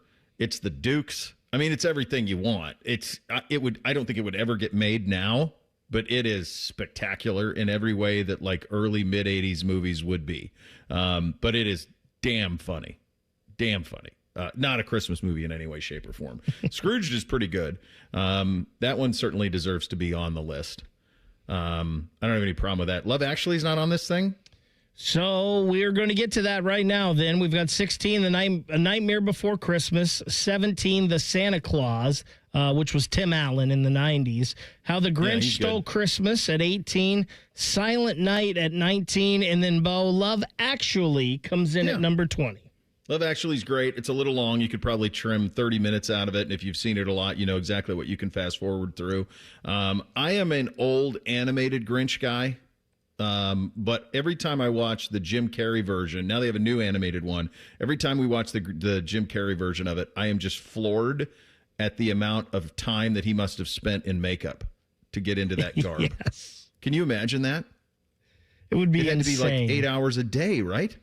And I would guess it was even longer because he's probably making the makeup people laugh the whole time, so they're messing it up and having to redo it. And what a mess. That one's really good. What is your favorite? What is you've always been a Home Alone guy, Isaiah. What's your favorite? Mine's The Grinch, the Jim Carrey one. That's always been my number one. It's one of the few movies that when it gets close to Christmas time, I want to watch. Like, I feel like if I don't watch that before Christmas, I'm doing myself a disservice because of how well Jim Carrey played that role. I think like this 5 here with Tim Allen's The Santa Claus, that's another one that's been one of my favorites. It feels like this 5 should have been, it could have been moved up higher into like the 6 through 10 range, and I would have been a lot happier. I don't have any idea what The Nightmare Before Christmas is. I haven't seen Silent Night either, the one that you have at 19. So, I think there's two silos. There's like the kids ones, and then there's like the adult ones. One thing that's happened this year for me, and it could just be because it's on all the time, but Four Christmases is on one of the. It's either Showtime or HBO. It's on like on a loop, and anytime a sporting event goes to a halftime or a break, I will flip over to it and watch for 10 minutes. Love Actually was always the one that I enjoyed watching with my wife the most, but I think Four Christmases maybe is past it. That one delivers in every single way. I'm looking for that on this list, and I'm down in the 70s, and I have not seen it yet. The one that just missed the top 20 there, and maybe it's just nostalgia because it was always on every Christmas, but the Charlie Brown Christmas, I feel like, should have been a little higher there. Those were specialer when we were kids, Bake, because you could only watch them once. They were only on that specific day, and you had to watch it, and then you didn't watch it again for another year. In an on-demand society that we live in now, they're on a loop, and you can watch it all whenever you want, and that's the thing that kind of sucks about that. By the way, Bo, my dad is not happy with your It's a Wonderful Life slander. He's not happy at all about that. I think it's sorry, Papa Bake. I think it sucks. I really had to watch it a lot as a kid, and it was like, God, is this over yet? Is this over yet? I'm sure Michigan folks are thinking, is this over yet? And the answer to that is, oh no, it's just beginning. We'll get to all of that coming up next. Bishop and Friends, right here on The Fan. Big Voice Guy here to remind you that you're listening to The Fan, Ohio sports destination. Okay, thanks. I have 3 more seconds. Bye-bye. Do you suffer every time you try to wear good-looking shoes, but you don't want to wear ugly shoes just because they're comfortable? The Good Feet store wants to help you wear heels, boots, and dress shoes again in comfort. Trade in your bad feet for good feet. Thanks to the Good Feet store. The Lindsay Honda year-end clearance is on. Enjoy the lowest prices of the season on hundreds of new in-stock Hondas, like 2026 Civic Sport Hybrid Sedan or 2026 HR-V LX front-wheel drive. Your choice, just $299 a month, 0 cash down. Remember, our goal is 100% credit approval. Shop Lindsay Honda and save big. From our family to yours, Merry Christmas. Happy Honda Clearance on select 2025 models only. Visit LindsayHonda.com for details. This is the Duke's country song. It's a song about the best mayo. It has a yellow lid, and its full name is Duke's Mayonnaise. Get Duke's Mayo in store. It's got twang. You have a chance to win a beautiful new custom home or cash prize this holiday season with a Home for the Holidays raffle. And help make wishes come true for Make-A-Wish Kids. One lucky winner will be announced on December 24th, so get your $100 ticket now. Just visit A Home for the Holidays, Columbus.org to buy your tickets. That's a home for the holidays, Columbus.org. Terms and conditions apply. Hey, it's Matty Ice. Are you in need of a dependable truck for the long winter months ahead? Well, then my buddies at McDaniel GM Superstore in Marion have just what you're looking for at the best price around. You can lease a brand new 26 Chevy Silverado 1500 for just $339 a month for 36 months with $1,379 due at signing, or you can save up to $15,000 off MSRP if you finance. Certain restrictions apply. They're just off Route 23 on 95 in Marion, or you can visit McDanielGMSuperstore.com. Chevrolet, together, let's drive. My son Ian was diagnosed with a brain tumor at the age of 16 months. The outlook was pretty rough. I mean, it was, we had no hope until St. Jude rescued us. I mean, they saved him.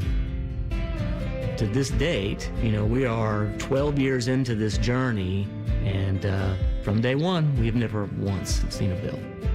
It gave us the peace of mind to know that we're there with our son, and we're gonna beat cancer together. Now, he is doing really, really well. He's alive because of what St. Jude has done. He's here because of the doctors who came before, their blood, their sweat, their tears, the knowledge accumulated and shared, with everyone else around the world. This is how we get rid of this, how we help kids beat cancer all over. It's the future. Together, we will make cures possible for every child everywhere. Learn more at stjude.org.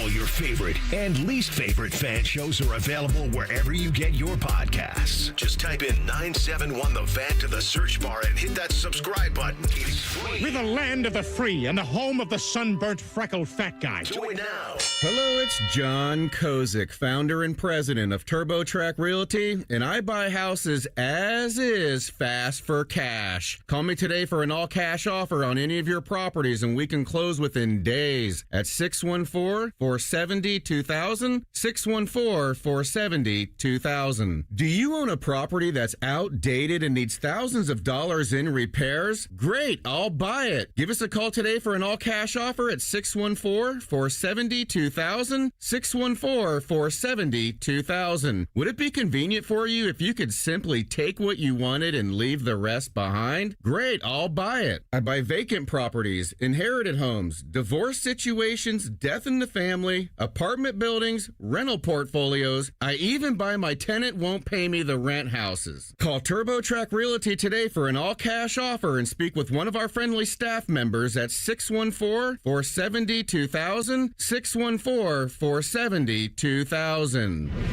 Fan weather. From the Logan AC and Heat Services Weather Center. More sunshine building in throughout the day, and it'll be warmer and breezy with highs getting into the low 40s.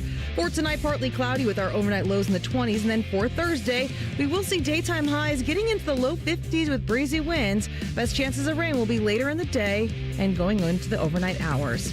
For The Fan, I'm meteorologist Meredith Garfalo with the 10 Weather Impact Forecast. Matty Ice has a large tattoo on his calf of LeBron eating a lion. I have nothing else to say. Rothman and Ice. Weekdays from noon to 3. The Fan.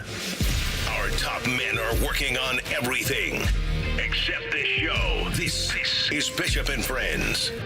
Indeed it is, and we are sponsored proudly by our great friends at Diamond Seller, your true jeweler for over 78 years. Biff Poggi is the head coach at the University of Michigan in the moment. Of course, he's the interim head coach, but he's obviously dealing with a mess up there. He was available earlier this week and was asked how the Michigan players are hanging together through all of this. Here was his answer.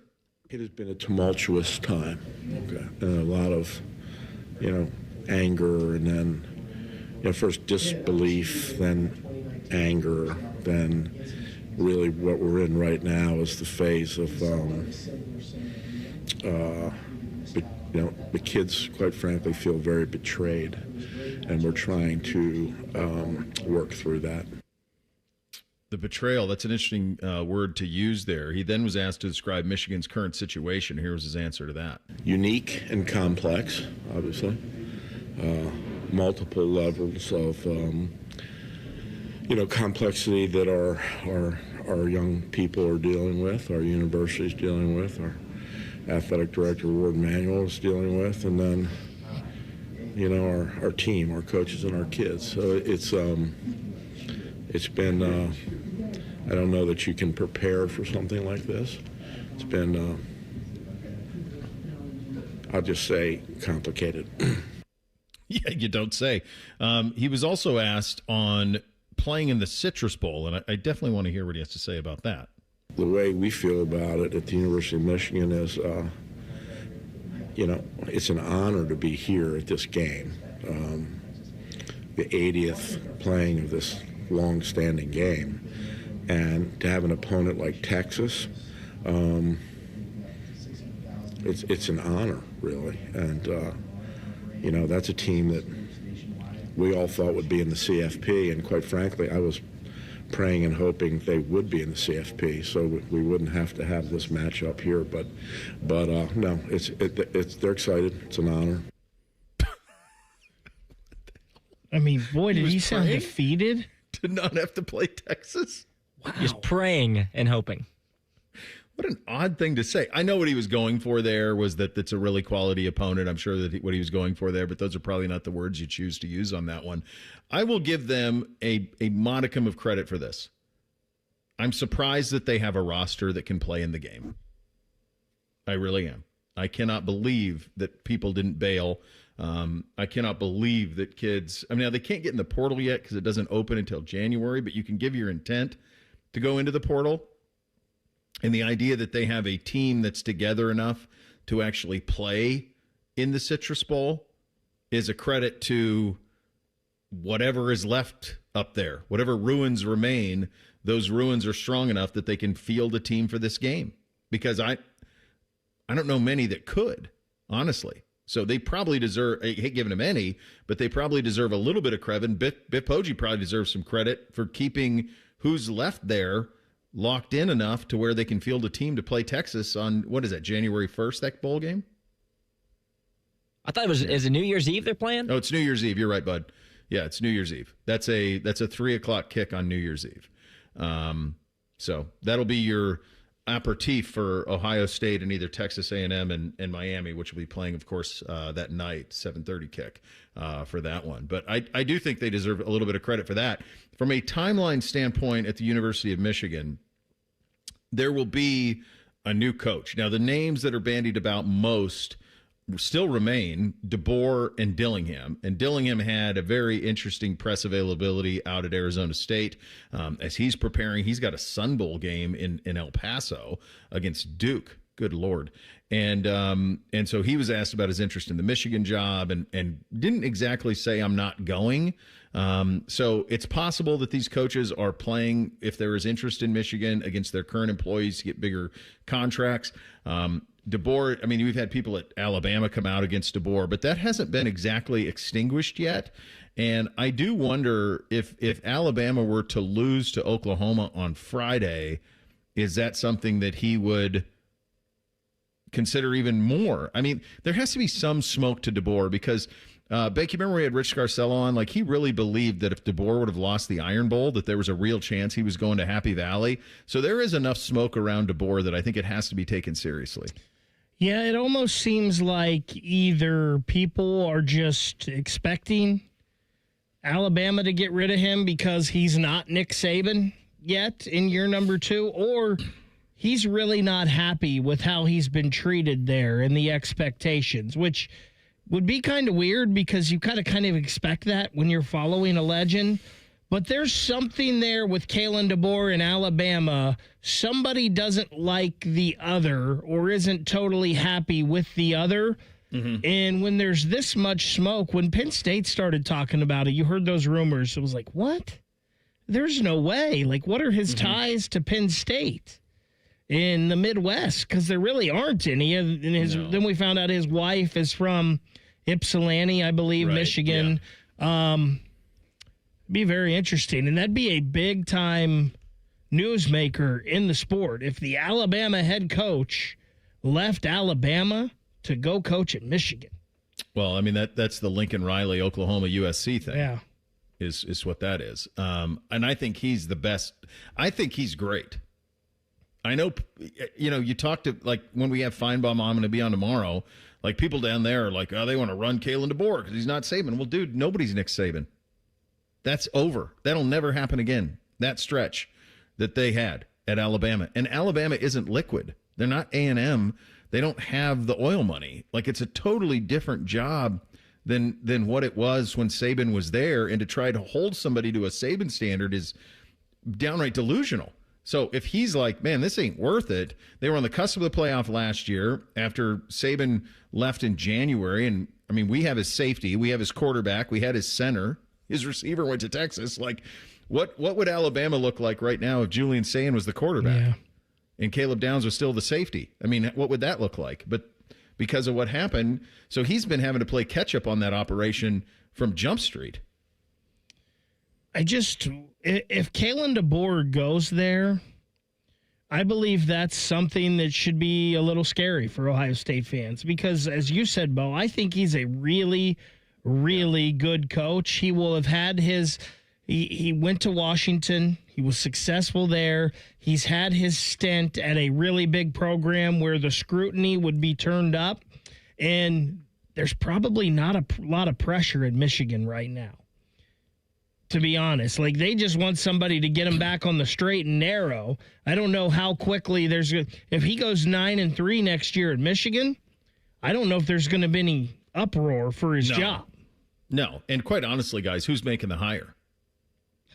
Because they had that investigation now into the athletic department that Ward Manuel's been running all these years so crookedly. Like, they don't have a president, they don't have a football coach, they might not have an athletic director.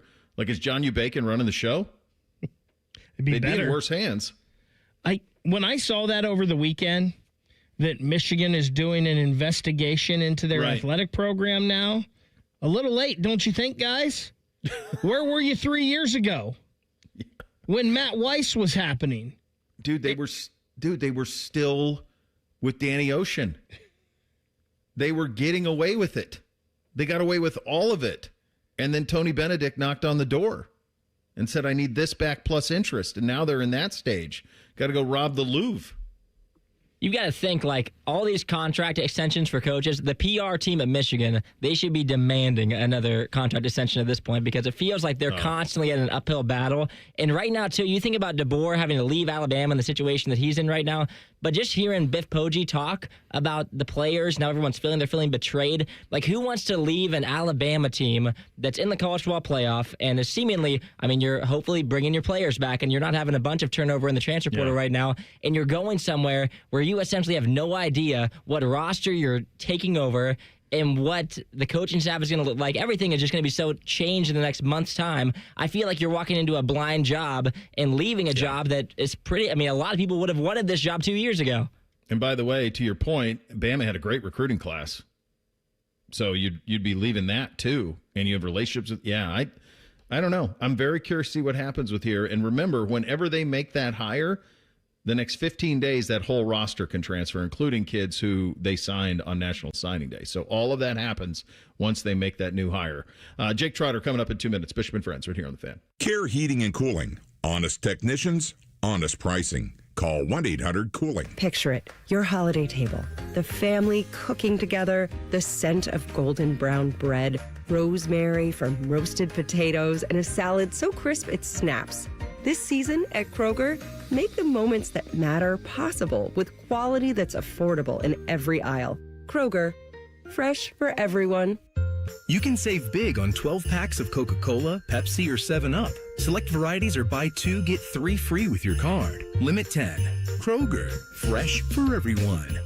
Career changers, including veterans and active duty service members. Your transition starts here. Go from GI to IT in a matter of months. Become a certified cyber warrior with training at My Computer Career. Cybersecurity specialists are in high demand, offering IT pros great opportunities and a rewarding lifestyle while protecting our people, liberty, and treasured institutions from cyber threats. Deploy your career in IT today at mycomputercareer.edu/CWP, an elite CompTIA certification partner. VA education benefits are available to those who qualify. Bobby Carpenter here for Germain Toyota. Swing by Germain Toyota and ask for Marcello and discover unbeatable deals and a wide selection of new and certified pre-owned Toyota vehicles. Visit them at germaintoyota.net. Germain Toyota on the corner of I-70 and Bryce Road. Hi, this is Martina McBride. With online news, social media, and texting available 24/7, the world seems to be spinning faster and faster every day. And it can be overwhelming. Sometimes we just need to unplug and take a break from our electronic devices. It can help reduce stress and allow us to reflect on the things that are really important in our lives. This message brought to you courtesy of the United States Air Force. It's almost Football Friday. All play and no work. Sponsored by Tansky Sawmill Toyota. Your home for football, The Fan. Let me introduce you to a man with a magnificent salt and pepper beard. A man who's currently roasting lamb on a spit. A man who runs the Rocky River Greek Festival. That man is Jake Trotter. Sponsored by High Bank Distillery Co. Visit their Grandview, Gahanna, and Westerville locations to experience the best in craft dining and distilling. Learn more at highbankco.com. Oh, hey, buddy.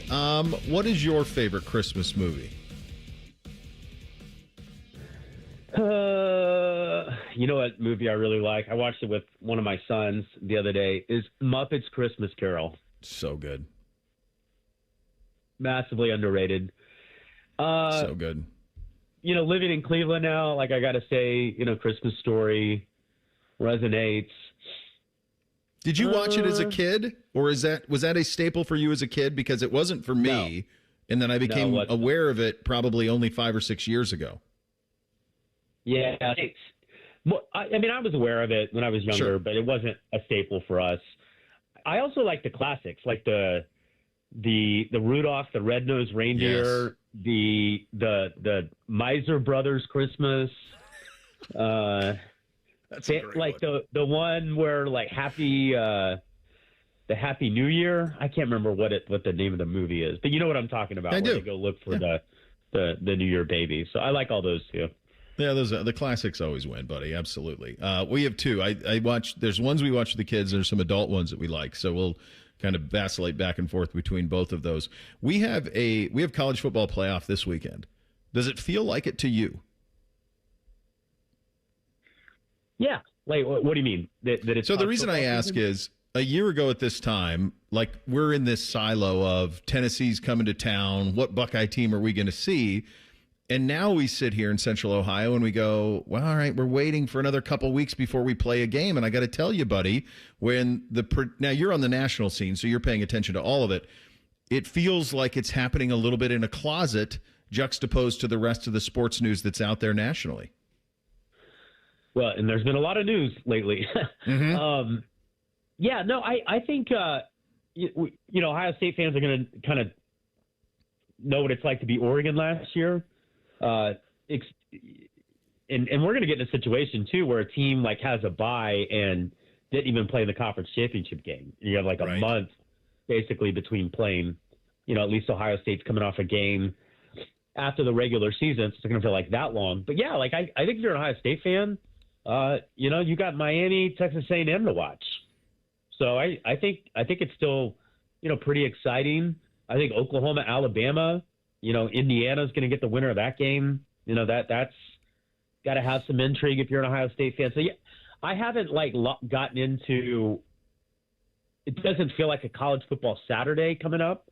Yeah, if that's what you're asking me. But I will be fired up to watch Oklahoma, Alabama Friday night, and then I'll just be in my office working, watching 3 straight college football games, and there's 2 NFL games too Saturday, right? I mean, it's going to be it's going to be a long day of football in a good way, but you're going to have to pick your battles if you're married too, trying to figure out which games to watch because that's too much football.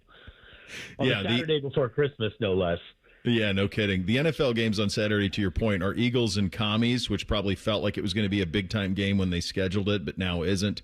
The night game in the NFL is pretty good. It's Packers-Bears, and that one has some major stakes in that one. So the NFL, they always stick it to college football on this weekend and try to go heavy with their matchups.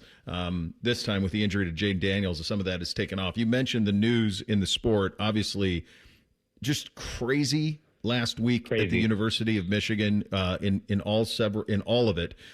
We just were talking about that. I cannot believe that they can field a team, and I had to give some credit to the kids who remain there, that they are together enough to play in a Citrus Bowl against Texas, because with everything that is swirling, it would be so easy to just say, yeah, we're good. We'll see in 2026, but they aren't. What do you make of what happened there? What do you make of in terms of what comes next? Yeah, I mean, you couldn't imagine there would be something crazier and harder to believe than, the Connor Stallions sign stealing. That was obviously surreal, the way that they came to light and how that hung over the program and, the rivalries within that program. And this was, to me, this completely outdid that one in terms of just shock. You probably, there were rumors that something maybe was going on. I don't think anybody was surprised by that necessarily, but just the aftermath of Sharon getting fired, I don't know that we've seen anything even remotely like that in college football, where, your team's getting ready to play a bowl game and your head coach is in jail. It's just unprecedented. And I mean, it's hard to imagine what, some of those assistant coaches are thinking and feeling, and obviously the players and, the administration is in a tough spot because, and they're launching, investigations, third-party investigations into how this is, because it's not just sign stealing. It's not just this with Sharon. I mean, there've been some other things up there too. And they better get this hire right. Because if they don't, you could see a little bit of a mass exodus. And, I know, I checked in with, Bryce Underwood's camp just to see, I think they're in wait and see mode. I think they want to stay at Michigan, but again, it's not a sure thing if you don't get the hire right. So it's a really precarious situation up there. And I think they got to, and I think they're doing this, they got to get away from the Harbaugh era and just start anew in a different direction, because it's just been, completely marred by these scandals. Right. And you said the administration, they don't even have one. They don't even have a president. No. It's the board who's going to be hiring all of this. It seems like Ward Manuel, they're just looking for probable cause with him. I don't understand how they don't have it already. But he'll probably be gone too. So it's going to be an entirely new power structure. Most powerful people at a university are the president, the athletic director, and the head football coach at places like this, right? And they're going to be starting anew with all of that. And to your point, in terms of even if they hit a home run, I think you could argue that when Alabama replaced Saban, I don't know if you could have done better than DeBoer. Maybe Lanning would have been slightly more, but it's close. And they still had exodus. We have their quarterback. We got their safety. We had their center. Texas had one of their wide receivers. You still get pillaged. You still get pillaged. I think that their home run hire right now would be Kenny Dillingham. I think that would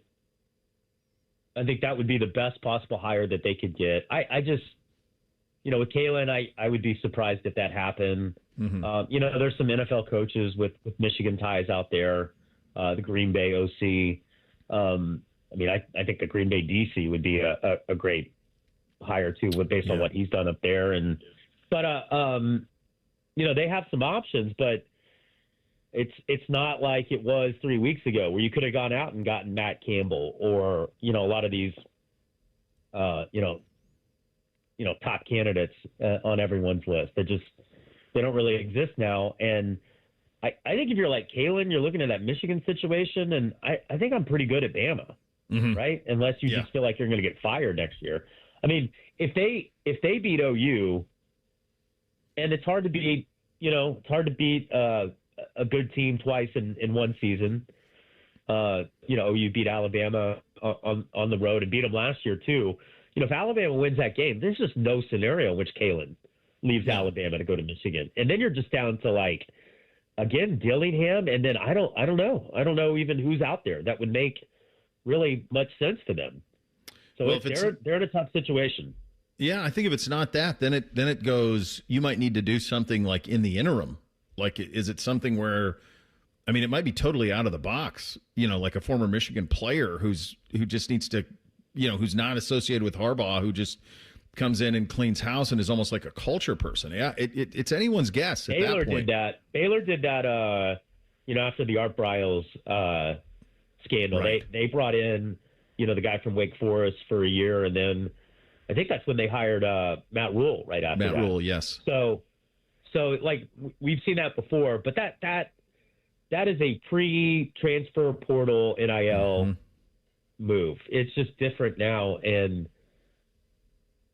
it looked like Penn State might be heading that direction with Terry Smith for a little bit before they got Matt Campbell, but after they got turned down by Sataki especially. But that's not where you want to go. You got to be able to sell something in the future, and if you're just trying to place hold, you're going to get passed by. You are an Oklahoman, but one thing that we know is your love, and I'm pretty sure that you even have the cheer outfit at Penn State. What did you make of Matt Campbell being the hire? I couldn't figure out why that wasn't done a month ago. Right. I still don't really understand. I mean, there's some theories as to why it took so long for them to come around to Matt Campbell. I mean, I guess they'll say now that Sataki was their top choice, which I could not figure that out. I mean, Sataki's a terrific coach. The guy has never coached outside the state of Utah, sans a stint at Oregon State. That just would have been a really strange fit at Penn State, just given his experience. Matt Campbell is from the state of Ohio. He is Midwest roots. He's done a terrific job at Iowa State. They're to the point now where if they go like 8-4, it's kind of a bad year at Iowa State. Like that is how much he has won there. And the fact that they had not reached out until like the week of his hiring, I just thought was bizarre. But I think that was the best possible hire they could have made, honestly. Yeah. I think they accidentally ended up with the perfect hire for them. Yeah, it seems like it. And had they done it 2 weeks previously, they actually could have had a recruiting class as opposed to what ended up happening. So, right. Sometimes you fall into it. Yeah, it's going to be critical. They better hit the portal. It'll be interesting.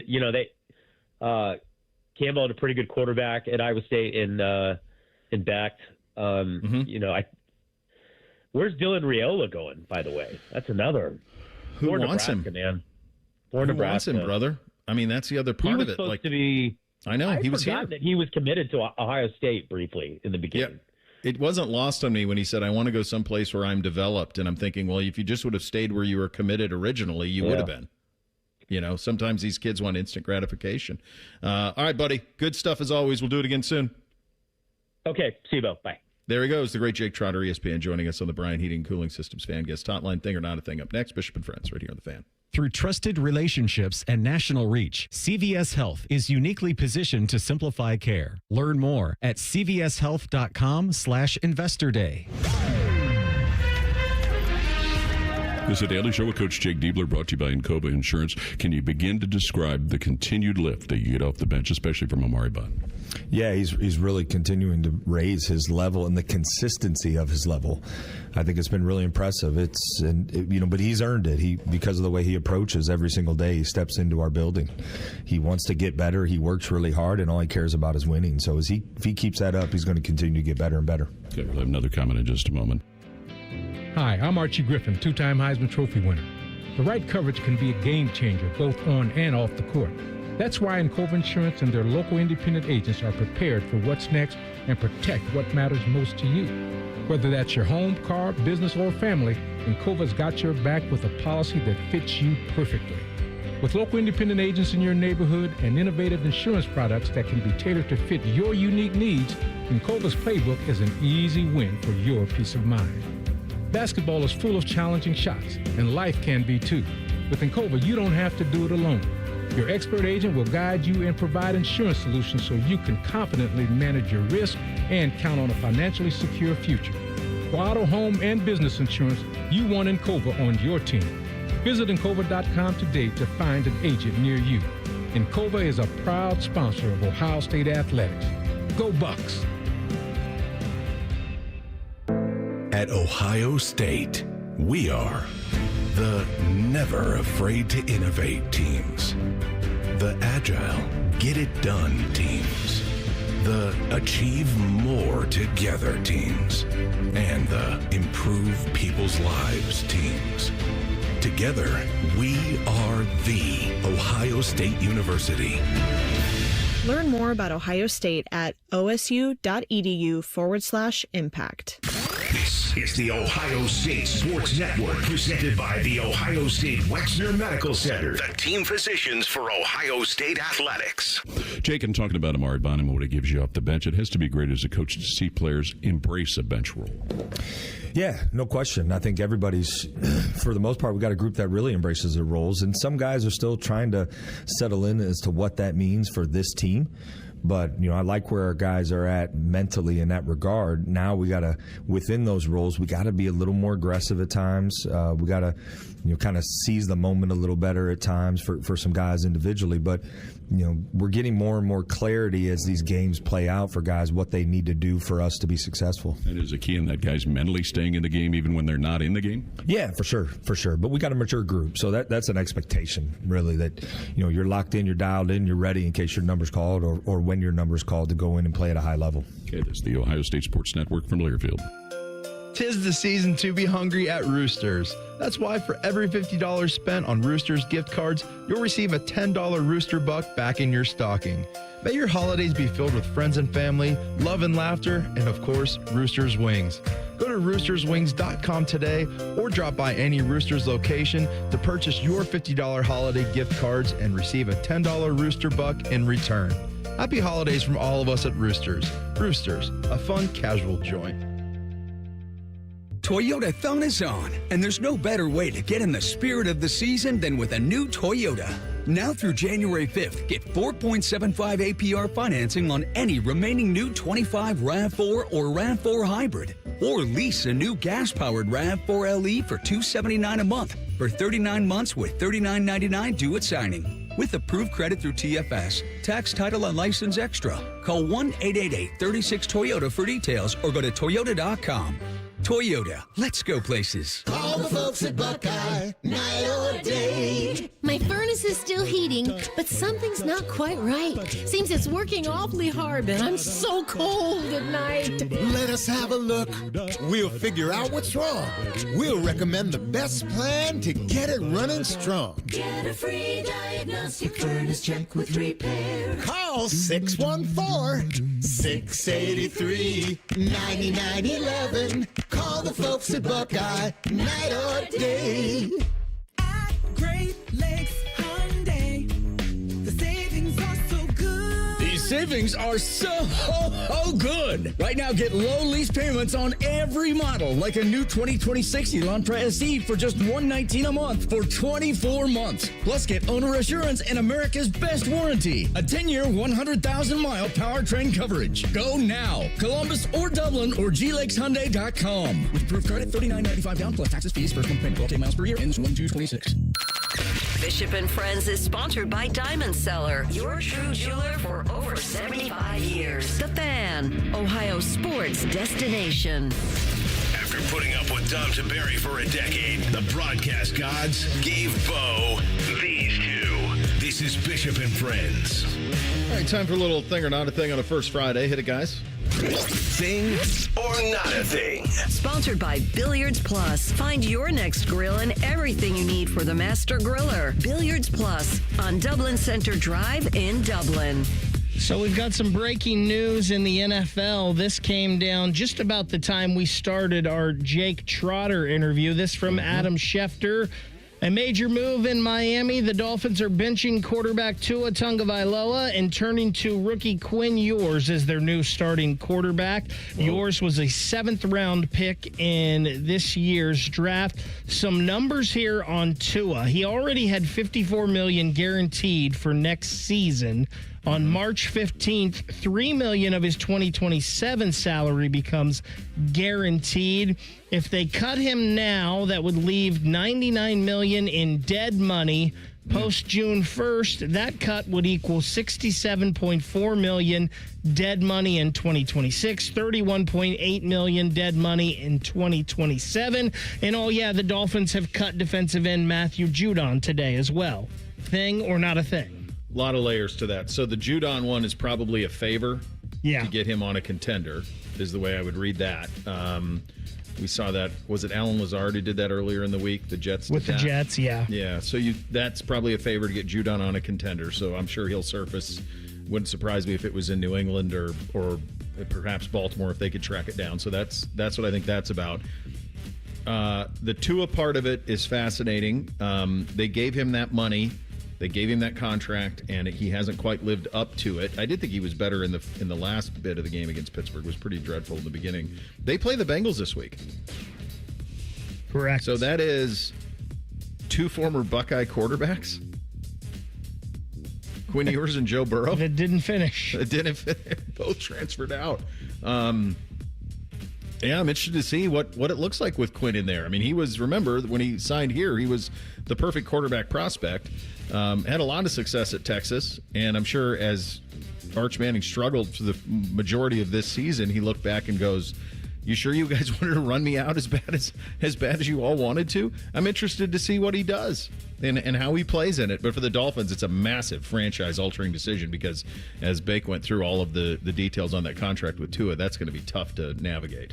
Yeah, it feels like they're about ready for a reboot. I mean, this is his 6th season, and in this season, he has played more games than all but 1 year, and he's only played 14 games this year so far. He had one season where he finished all the way through 17. The rest of them, he was in between 10 and 11 games every year, so the health issues constantly been something for him, and they've won 4 of their last 5, and so that tells me that they've been waiting to do this, and it just felt like this past weekend's loss to the Steelers was the moment where they were like, yeah, let's go ahead and get things moving on, start thinking about next year and getting a plan together, see if Quinn has anything. They skipped right over Zach Wilson, which I didn't need to see any more of, but they went straight to Quinn and just to see if he has anything, and then they started making plans for next year. So Tua theoretically would be available. That contract's going to make him untradeable. Kyler Murray's going to be available. Curious what all of that looks like. These are former first-round picks, guys. I mean, Murray was number 1 overall, and Tua was what, 6, 5, 6, somewhere in there? Yeah. I think he was 6th right after Justin Herbert. Yeah. You mentioned the Bengals part of this, Bo. Mm-hmm. This will be the 23rd time a quarterback has made his NFL debut against the Bengals. Those quarterbacks are 14-8 in those games against the Bengals. So we know there's some more quarterback news. On his podcast yesterday, ESPN insider Adam Schefter may have put more pressure on Bills quarterback Josh Allen, talking about his path in the postseason. Patrick Mahomes isn't going to be in the postseason this year. His nemesis is gone.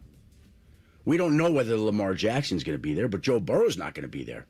So when we talk about the great quarterbacks in the game, most, if not all of them, won't even be in the postseason. So now Josh Allen has a chance in the postseason to go up against Bo Nix, Drake May, C.J. Stroud, Trevor Lawrence, Justin Herbert, Aaron Rodgers, whoever it is. Is there any quarterback that I mentioned there in a playoff matchup with Josh Allen, that you wouldn't give the advantage to Allen to? Thing or not a thing? Yeah, I mean, we talked about this on yesterday, about if not now, when Josh Allen. Like, you've never had a road this navigable. It's time for him to go. And with that will come pressure. I think he's going to be impervious to it. He's going to be. They should come out of the AFC. And the crazy thing is this is not even close to the best Buffalo team that they've had up there. The roster is not what it was a couple of years ago, but they do still have him. He's playing at an MVP level. And by the way, they were down 2 touchdowns to Cincinnati 2 weeks ago. They were down 21-0 to New England. So they are not impervious at all to this. But because of those other quarterbacks being out, it's if not now, when? Yeah, it feels like it's a huge thing, obviously, but I don't want this to be like an indictment on his run either. I mean, if they do make it to the Super Bowl, no matter if Mahomes is there or Lamar's there or whoever he's facing, like, it's hard to win in the NFL. It's hard to win in the playoffs in the NFL. And for this Buffalo team, like you said, this isn't his best team he's had in the past 4 seasons. And so for him to take them there, this should be something that the Bills fans, I mean, obviously they're going to praise it, but everyone else around the NFL shouldn't use it against him that he's not going to play against the best competition in the past 4 years.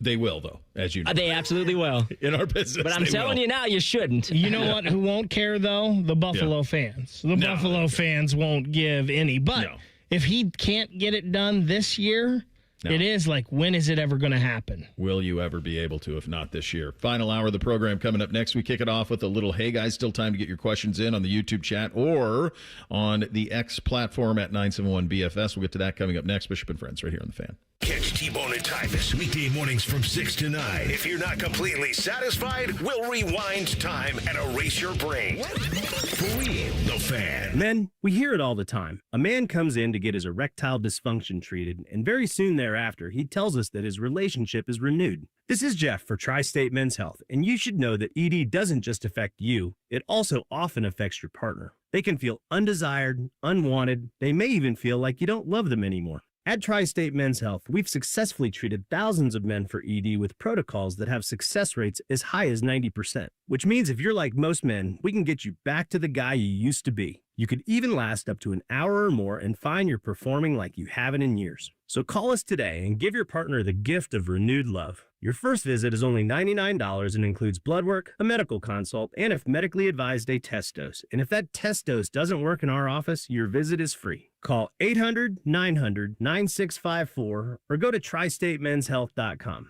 That's tristatemenshealth.com. We have 2 convenient locations in the area to serve you in Hilliard and Westerville. Tri-State Men's Health, a Promenic restorative health practice. Get your furnace fixed fast. Call Care Heating and Cooling, 1-800-COOLING. I love Right Pack Credit Union because they're solution driven. I feel valued as a member. They're focused on the latest technology and the personal connections. Experience benefits that go beyond banking with Right Pack Credit Union. Just ask our actual members.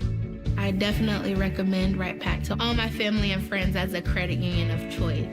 Visit one of our Columbus area Right Pack Credit Union member centers near you. Based on individual members' experiences, results may vary. When it comes to a gun suicide attempt, all it takes is a moment.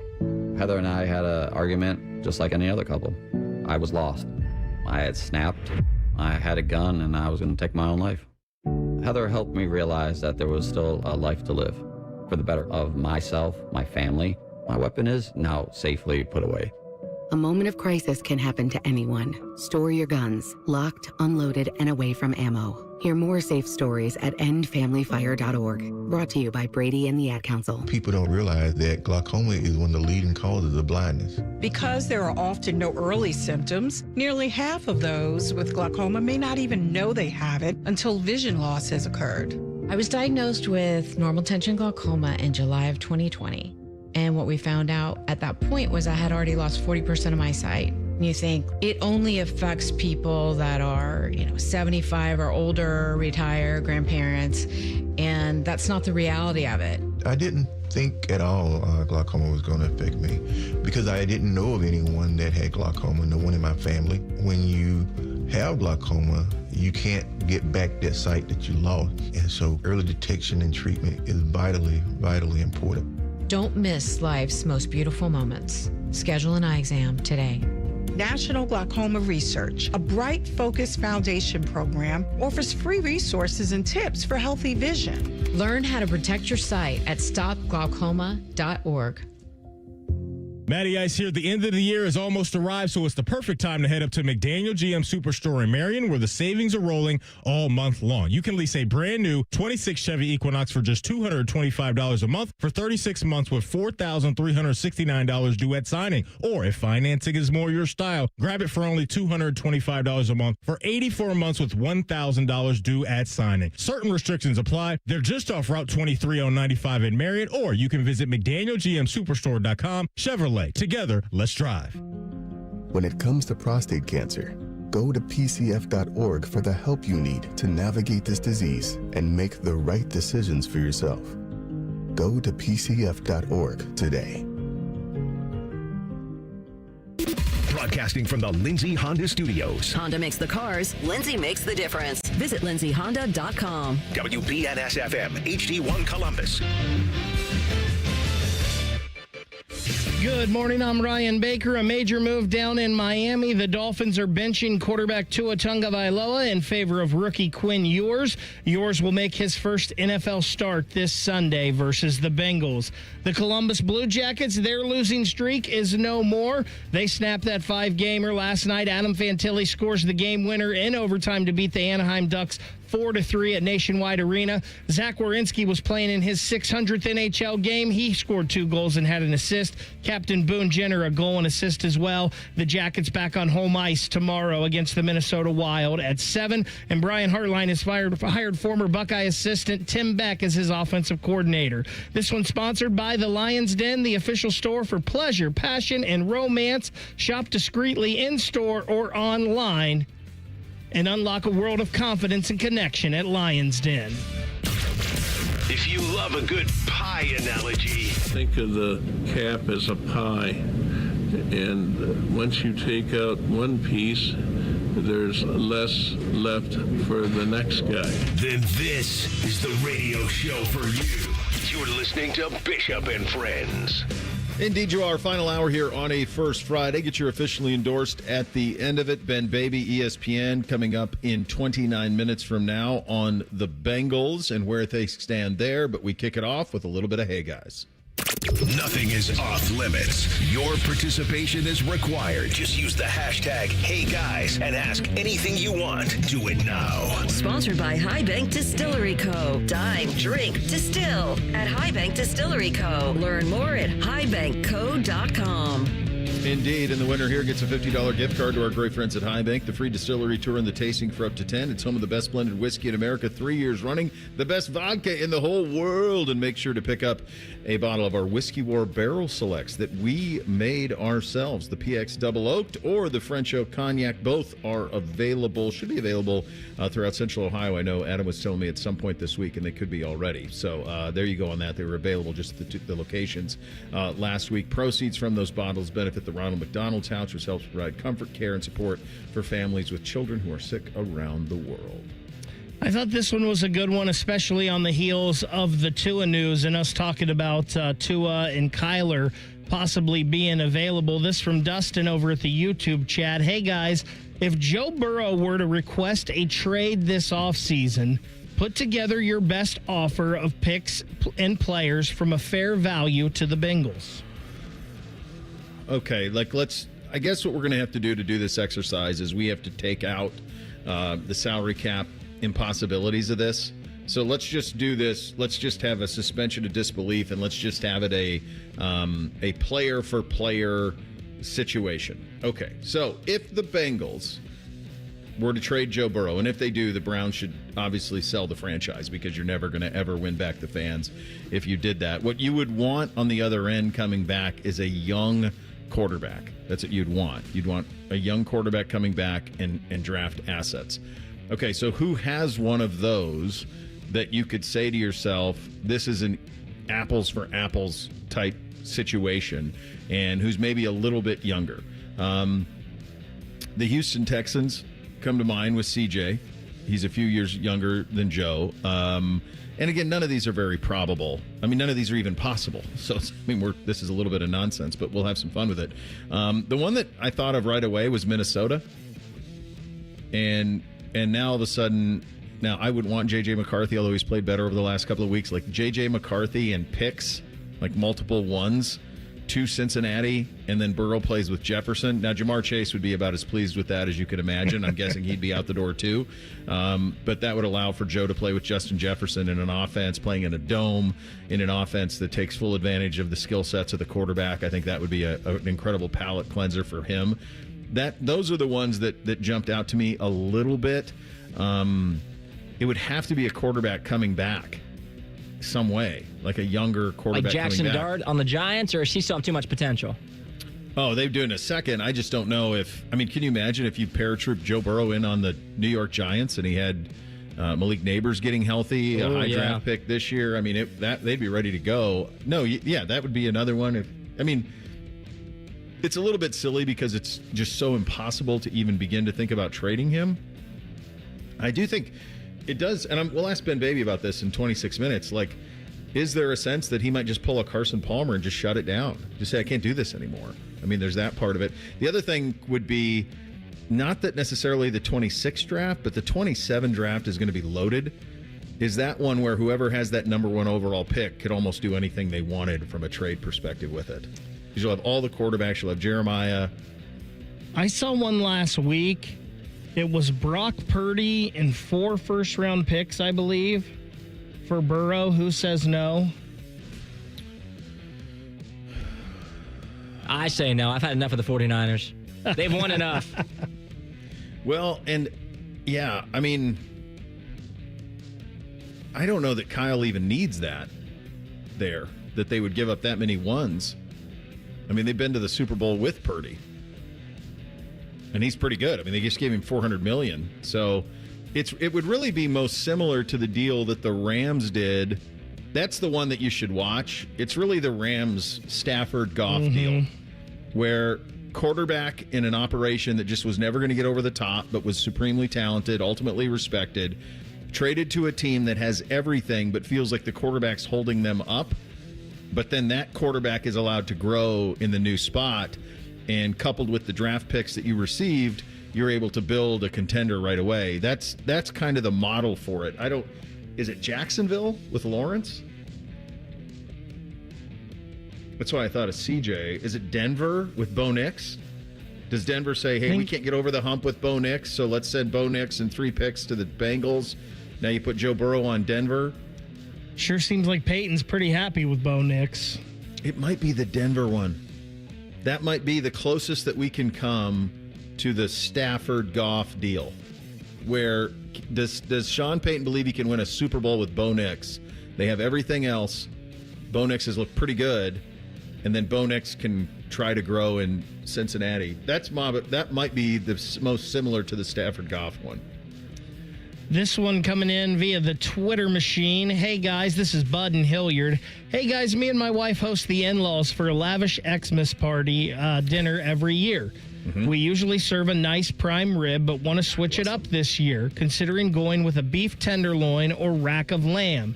Am I missing another solid option instead of beef or lamb? And, of course, go Bucks. No. I mean, what are you going to do, a turkey? We know those suck. You know what you could do before they got to be $175 a pound was crab legs. I mean, that's always undefeated, but those prices have quadrupled in the last couple of years. Crab legs are always pretty good. I used to do my Christmas dinner that I used to do for the in-laws every year. I always usually do a tenderloin, and then in addition to that, I do crab legs. That's usually what I do. It's arduous. There's a lot to it, but always delivers. The problem is for Bud is you're doing it right, brother, because you're dropping a prime rib upside their heads. And the reality is that almost everything is going to be a step backwards from a prime rib. I mean, it's the king of all meats. That's what I was thinking. Anything tenderloin's close.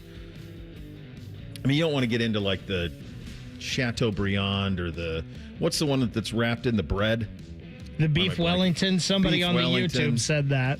I think beef Wellington. I had it at a joint once because I'd never had it. This was probably a decade ago, and it's like I'm going to try beef Wellington. Well, then you get it, and it's just soggy bread with the tenderloin inside it, and I think it feels like a lot of work. And the place I went, you would think would know how to do it. I think that they did. I just think it didn't hit for me, and I just don't know if anything's going to match the prime rib.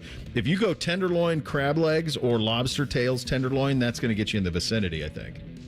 Yeah, my family did a prime rib the past 2 or 3 years, and it's one of those things where now I'm looking forward to it. And so if you're going to move off of it, you better hope whatever you fill it in with is really good, because the prime rib is so solid. It's never not hitting. I mean, it hits every time. It's undefeated. It's the king of meats. This one on the YouTube as well. This is from Stormin. Hey, guys, my 7-year-old is starting to figure out that...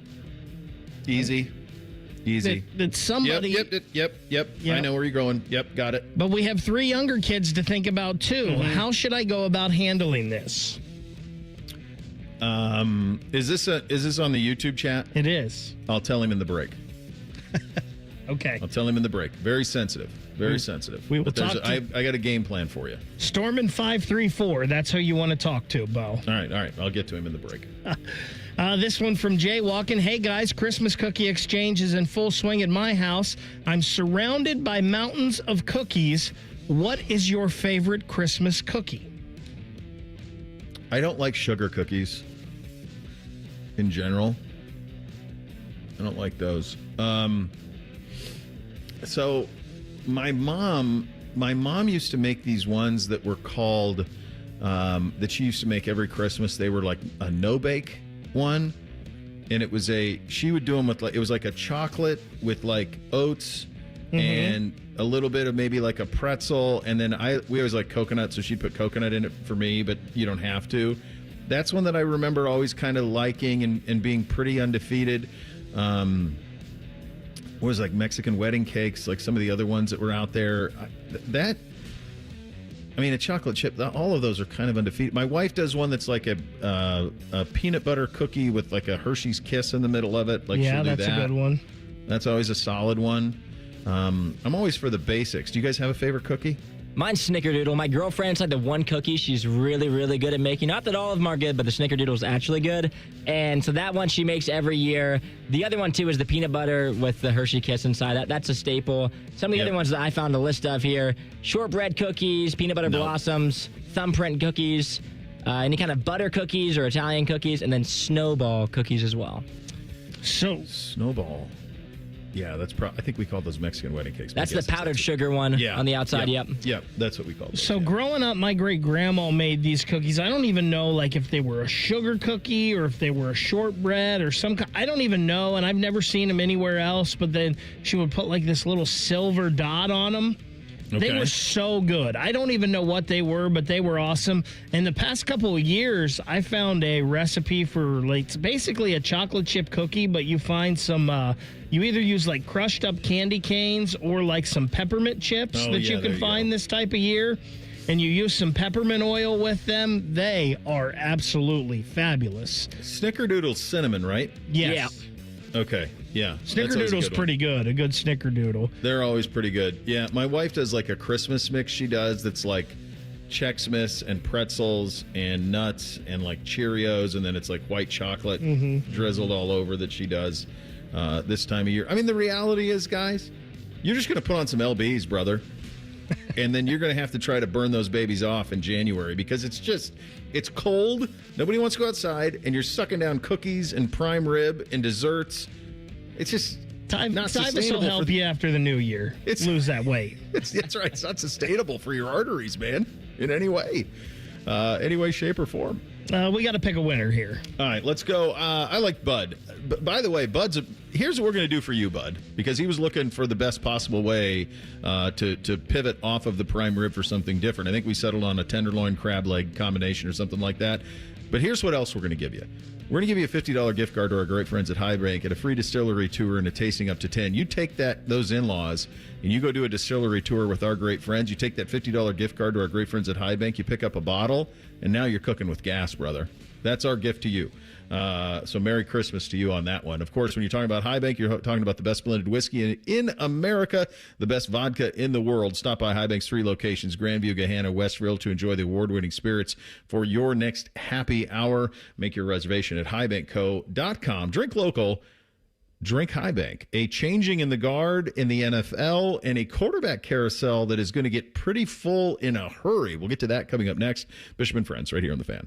The only workplace in America to participate in the Doorknob Fart Game. And we also play office basketball and sometimes do radio. The Fan, Ohio sports destination. From moving compliance targets to shifting regulations, the pressure to stabilize is growing. At Plant Moran, we help you meet complexity with confidence. We cut through the noise and give you the tools to act, ground your planning in insights, and tailored tax strategies from senior specialists so the next step you take is on solid footing. Don't chase stability, lead with it. Plant Moran. Stability, period. The Lindsay Honda year-end clearance is on. Enjoy the lowest prices of the season on hundreds of new in-stock Hondas like 2026 Civic Sport Hybrid Sedan or 2026 HR-V LX front-wheel drive. Your choice, just $299 a month. Zero cash down. Remember, our goal is 100% credit approval. Shop Lindsay Honda and save big. From our family to yours, Merry Christmas. Happy Honda Clearance on select 2025 models only. Visit lindsayhonda.com for details. This Christmas, get a bonus AI Essentials course when you enroll in any My Computer Career IT program by the end of the year. That's a $3,900 value. Attend classes online or on campus. Enjoy lifetime job placement support and IT certifications in high demand. Go to mycomputercareer.edu today and take the free career evaluation. That's mycomputercareer.edu, an elite CompTIA certification partner. Conditions apply to AI offer and financial aid is available to those who qualify, including the GI Bill. They're trained. They're fired up. Let's do it. When you need heat, they can't be beat. They're Ohio State's undefeated heating and cooling team. For plumbing, drain, heating, and cooling, there's only one team. The Waterworks. Better care, better value, better results. Call the Waterworks at 614-232-2222 or visit them online at thewaterworks.com. A proud sponsor of Ohio State Athletics. Hey everybody, it's Berm. Jeremy Birmingham from the Austin and Berm Show on 97.1 The Fan. It's confession time. I finally stopped pretending I was fine and started Awaken 180 last Monday. I've watched Austin melt away. I've watched Brandon shrink in real time. I've seen Scotty, Vegas, and those guys all look like they're aging in reverse while I've continued to hold on to 40 additional pounds from the COVID years like it's a media credential. Now, of course, spending 6 hours a day in the car multiple times a week doesn't help, but we all have excuses. The holidays, that's another excuse, but I'm dropping that and already cruising through week one with Awaken 180, feeling the difference.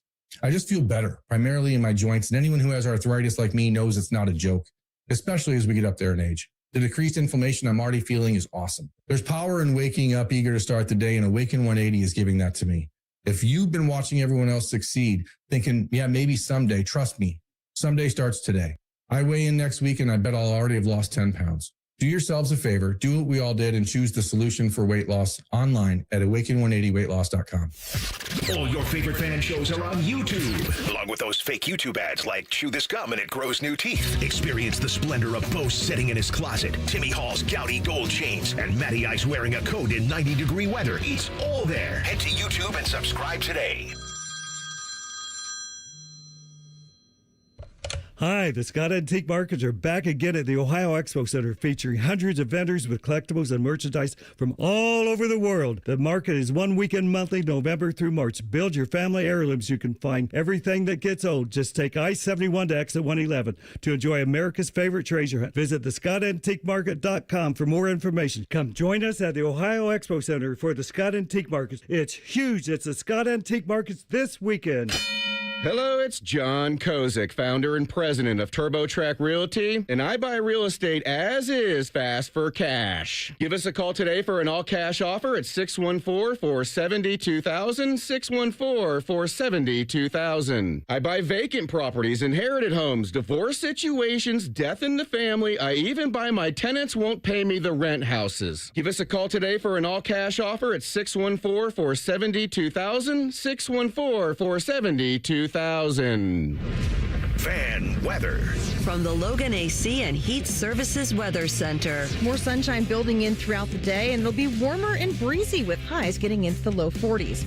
For tonight, partly cloudy with our overnight lows in the 20s, and then for Thursday, we will see daytime highs getting into the low 50s with breezy winds. Best chances of rain will be later in the day and going into the overnight hours. For The Fan, I'm meteorologist Meredith Garfalo with the 10 Weather Impact Forecast. Question from a listener: do you dopes ever get tired of talking about Ohio State? No. The Buckeye Show. Weeknights at 6. The Fan. They'll offer betting advice, but don't bet on it being good. You're listening to Bishop and Friends. A interesting last half of the season in the National Football League, to say the least. Some of it due to injury. Obviously, the one to Patrick Mahomes, a big part of it. Lamar Jackson suffered his injury earlier in the season. Joe Burrow suffered his as well, and the Bengals were unable to dig out of the hole that created. We've also had at the quarterback position a situation in Arizona where Kyler Murray has essentially been shut down and will be available this offseason. They haven't said that publicly, but clearly that's where they're headed. And then today we have the news that the Miami Dolphins have benched Tua Tagovailoa for Quinn Ewers. So this quarterback carousel this offseason is starting to fill up pretty quickly. Now, I'm not going to come on here because I haven't vetted it properly to have a complete understanding of the ability for example, the Miami Dolphins to trade Tua if they try to do that this offseason, or if there is a market for him if he's going to be traded. My hunch is there would be a market for Kyler Murray. My hunch is there will be a market for sure for Mac Jones. And that hunch comes from the place of the following names: Baker Mayfield, Sam Darnold, and Daniel Jones. And what we have going on in the National Football League at the moment is a situation where quarterbacks are being given up on early in their career and then resuscitating it somewhere else. And in a couple of those instances, and in all of those instances, they were resuscitated at places with, for lack of a better term, quarterback whispers. You think about Bake going to Los Angeles and his stints with the Rams and Sean McVay and how that flipped certainly his career. That was, I mean, you got to remember, for all of the Baker Brown stuff, the Carolina Panthers cut both Baker and Sam Darnold. They had them both on their roster, and they cut them both.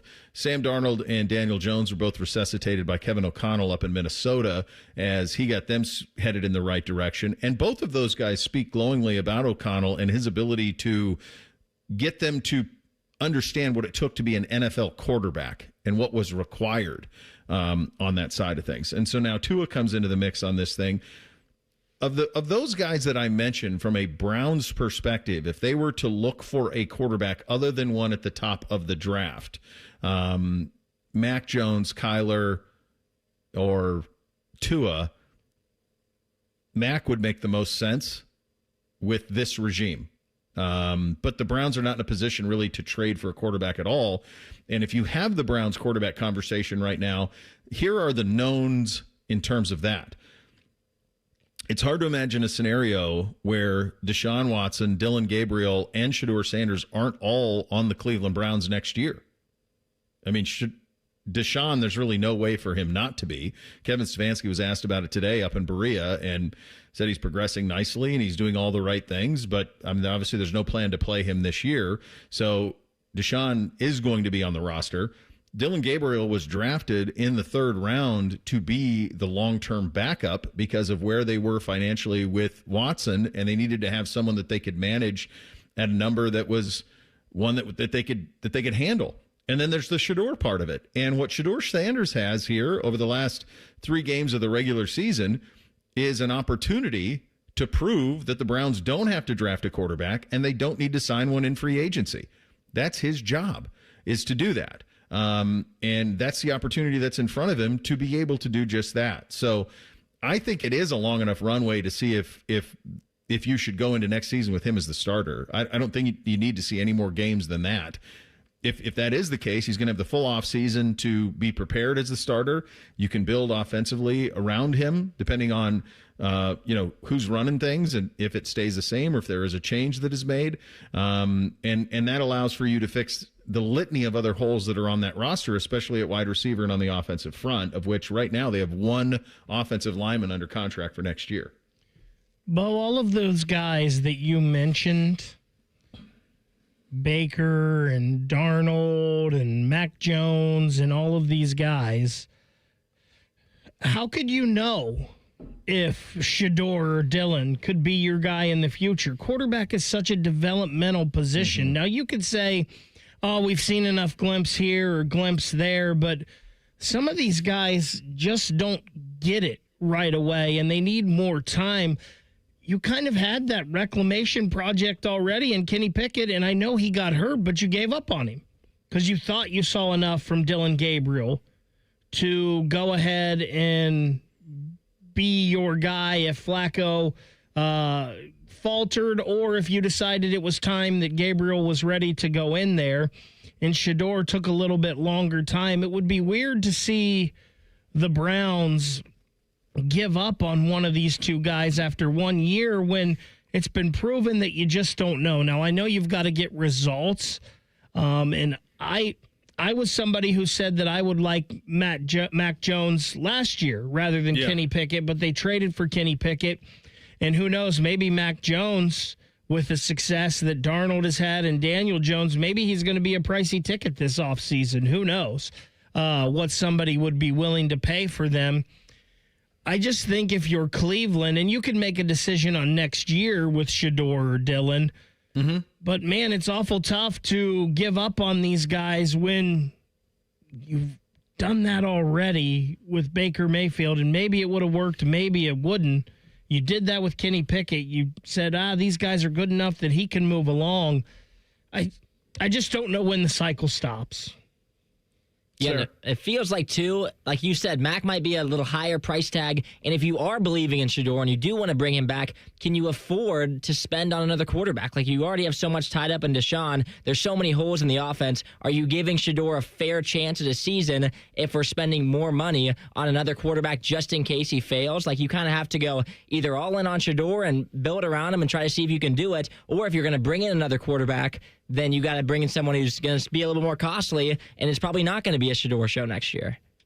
Yeah, and, you bring up Kenny Pickett. I think that is a question that I would love to hear asked and answered, and it will probably come postseason for Andrew Berry. There's usually a postseason press conference for coaches and general managers and all of those things. And one thing I would like to know is why they traded Kenny Pickett, because they went through the entire offseason with Kenny Pickett as the presumptive starter, and then he got nicked in training camp, and they pivoted off of him. And I know he was brutal last week in Philly with the Raiders, but I think anybody would be brutal with that Raiders team. And I'm not up here saying that I think he would have been the savior or think he would have been anything, but that was the plan. The plan was for Kenny to be the starting quarterback and then draft a rookie to be a developmental guy, and then Joe Flacco to back up. Well, why would an injury in camp cause you to flip all of that in real time and flip to Flacco and then the two rookies? I mean, that to me, I'm curious. I'd be very curious to know, like, what caused that to happen. Because there was a plan in place kind of for all of those things, and they talked about it a lot. And Kenny was very clearly the presumptive starter there. I know that they had an open competition, but it was going to be Kenny Pickett before the injury happened. He was taking all the reps with the ones. He was the guy. And I remember even Flacco lamenting not getting reps in camp. I mean, he was kind of being silly about it, but he was kind of like, man, everybody wants some reps. And they were all going to Kenny.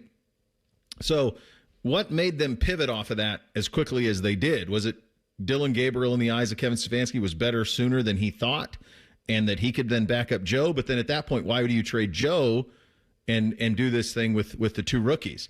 And the two rookies couldn't be more different as players. They're incredibly opposite in terms of where they are. Statistically, Dillon's better than Shedeur on everything except for average yards per attempt.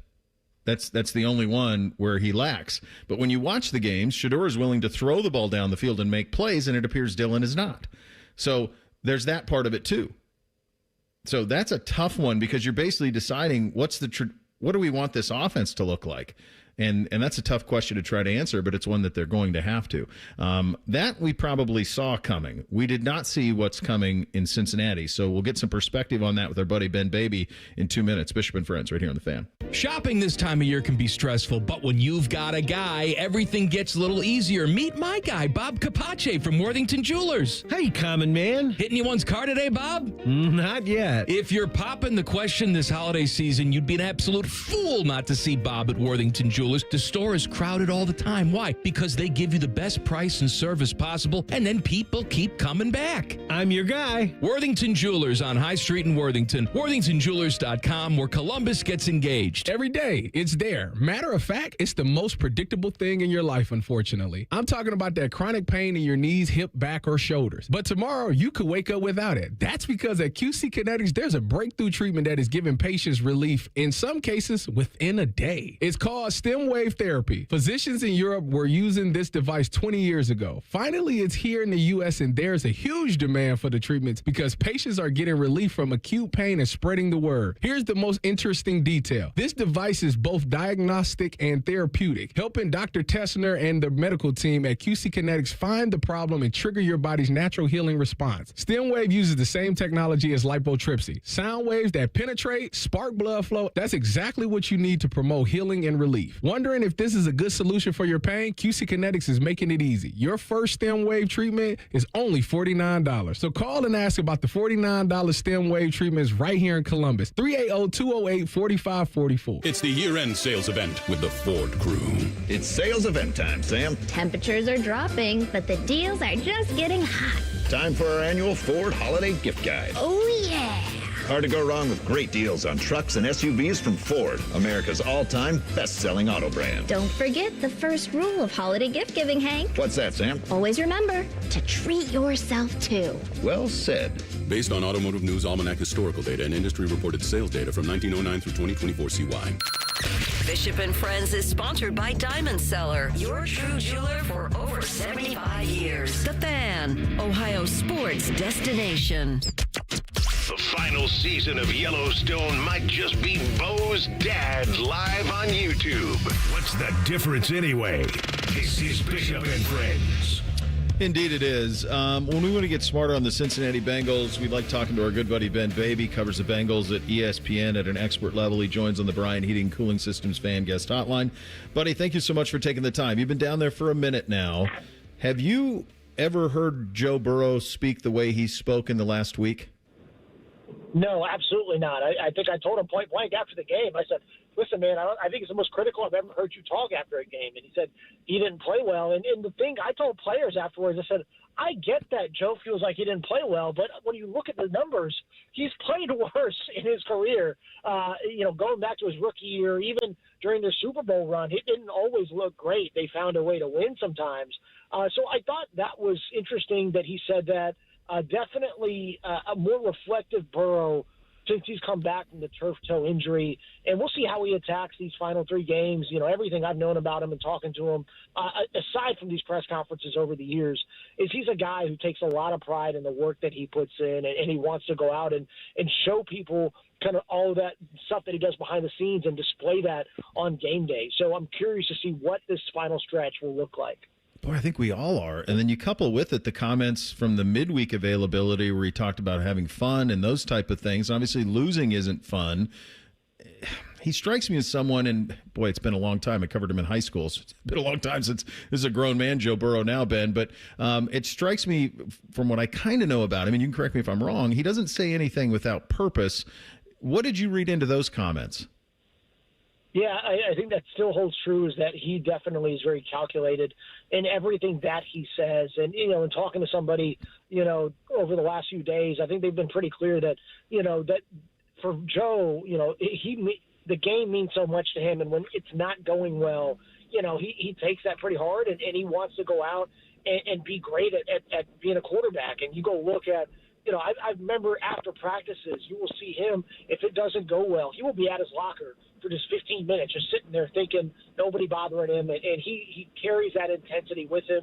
And you saw that last year, even when they were 4-8, he attacked every day the same, which I think is what makes him such a good quarterback. And, I think you have to wonder how much of this is starting to build up with the fact that the Bengals haven't been in the playoffs now 3 straight years. I remember talking to him after the 2023 season when he hurt his wrist, and he said, even if I was healthy, we weren't good enough to go out and compete at the highest level. So it's been like that for 3 years now, and I wonder how much of that plays a factor in all of this. Okay, so if you're talking about missing the playoffs 3 straight years, obviously he was injured this year, and that contributed to it, but last year he was sensational, and honestly, if they're in the postseason, he probably wins the MVP. You're going to play out this string here. How do they get that back? How do they get back to being that spot? Because they've dug quite a big hole here in terms of, I don't think that they can just run it back and just go, oh, yeah, we're going to outscore people and we're right back to where we were when we got to the Super Bowl, which is now starting to get a little bit of time away. Yeah, that's long in the past at this point. And I think the fact that, you see this year the fact that Kansas City's out of it, the Bengals are out of it. Baltimore's trying to get in. Buffalo's been up and down this year. It's really hard. The NFL was built for it to be very difficult to have sustained success. That being said, you have to make the right moves year in, year out to stay competitive. And quite frankly, the Bengals just haven't done enough of that. And I know the draft has been criticized a ton, and the players that they've taken in order to offset these big offensive contracts. But also, you go back and look at it, some of the contracts they've given to veterans haven't been good either. I mean, they have with Logan Wilson and Jermaine Pratt, which is something that they loathe in their two linebackers. They've tried to replace Jesse Bates over the years, hasn't always panned out. DJ Reader walking didn't necessarily work out well for them either. And you got to look at it, when they went to the Super Bowl, they hit on nearly every big offseason acquisition and free agency. That was one of the main reasons why they were able to build, and the hit rate has dropped off significantly since then. Ben, in terms of how this season went off the rails, certainly a lot of it is the Burrow injury, and that's part of it. But in terms of their plan, from 30,000 feet, it appeared their plan to me was, okay, let's win 38-35. Let's try to win 38-35, and if Trey Hendrickson can make a couple of plays, that's how we're going to win. And I thought them and the Ravens, honestly, had the most pressure on them of anybody in the AFC to finally get done. They had signed Higgins, they'd signed Chase, they extended Burrow, all of those things. How did they miscalculate this plan, aside from the Burrow injury, which you can't help? Yeah, that's a great question. And I think one that, we're probably not talking about enough. And the fact that they kind of miscalculated how good their defense was going to be, specifically with their veteran players. And that, they thought that they were, when you look at how they constructed the roster, so regardless of what anybody says, the money always talks in the NFL and really any business. And you look at, they brought back Trey Hendrickson, that they felt good about Cam Taylor-Britt, Logan Wilson they invested in recently.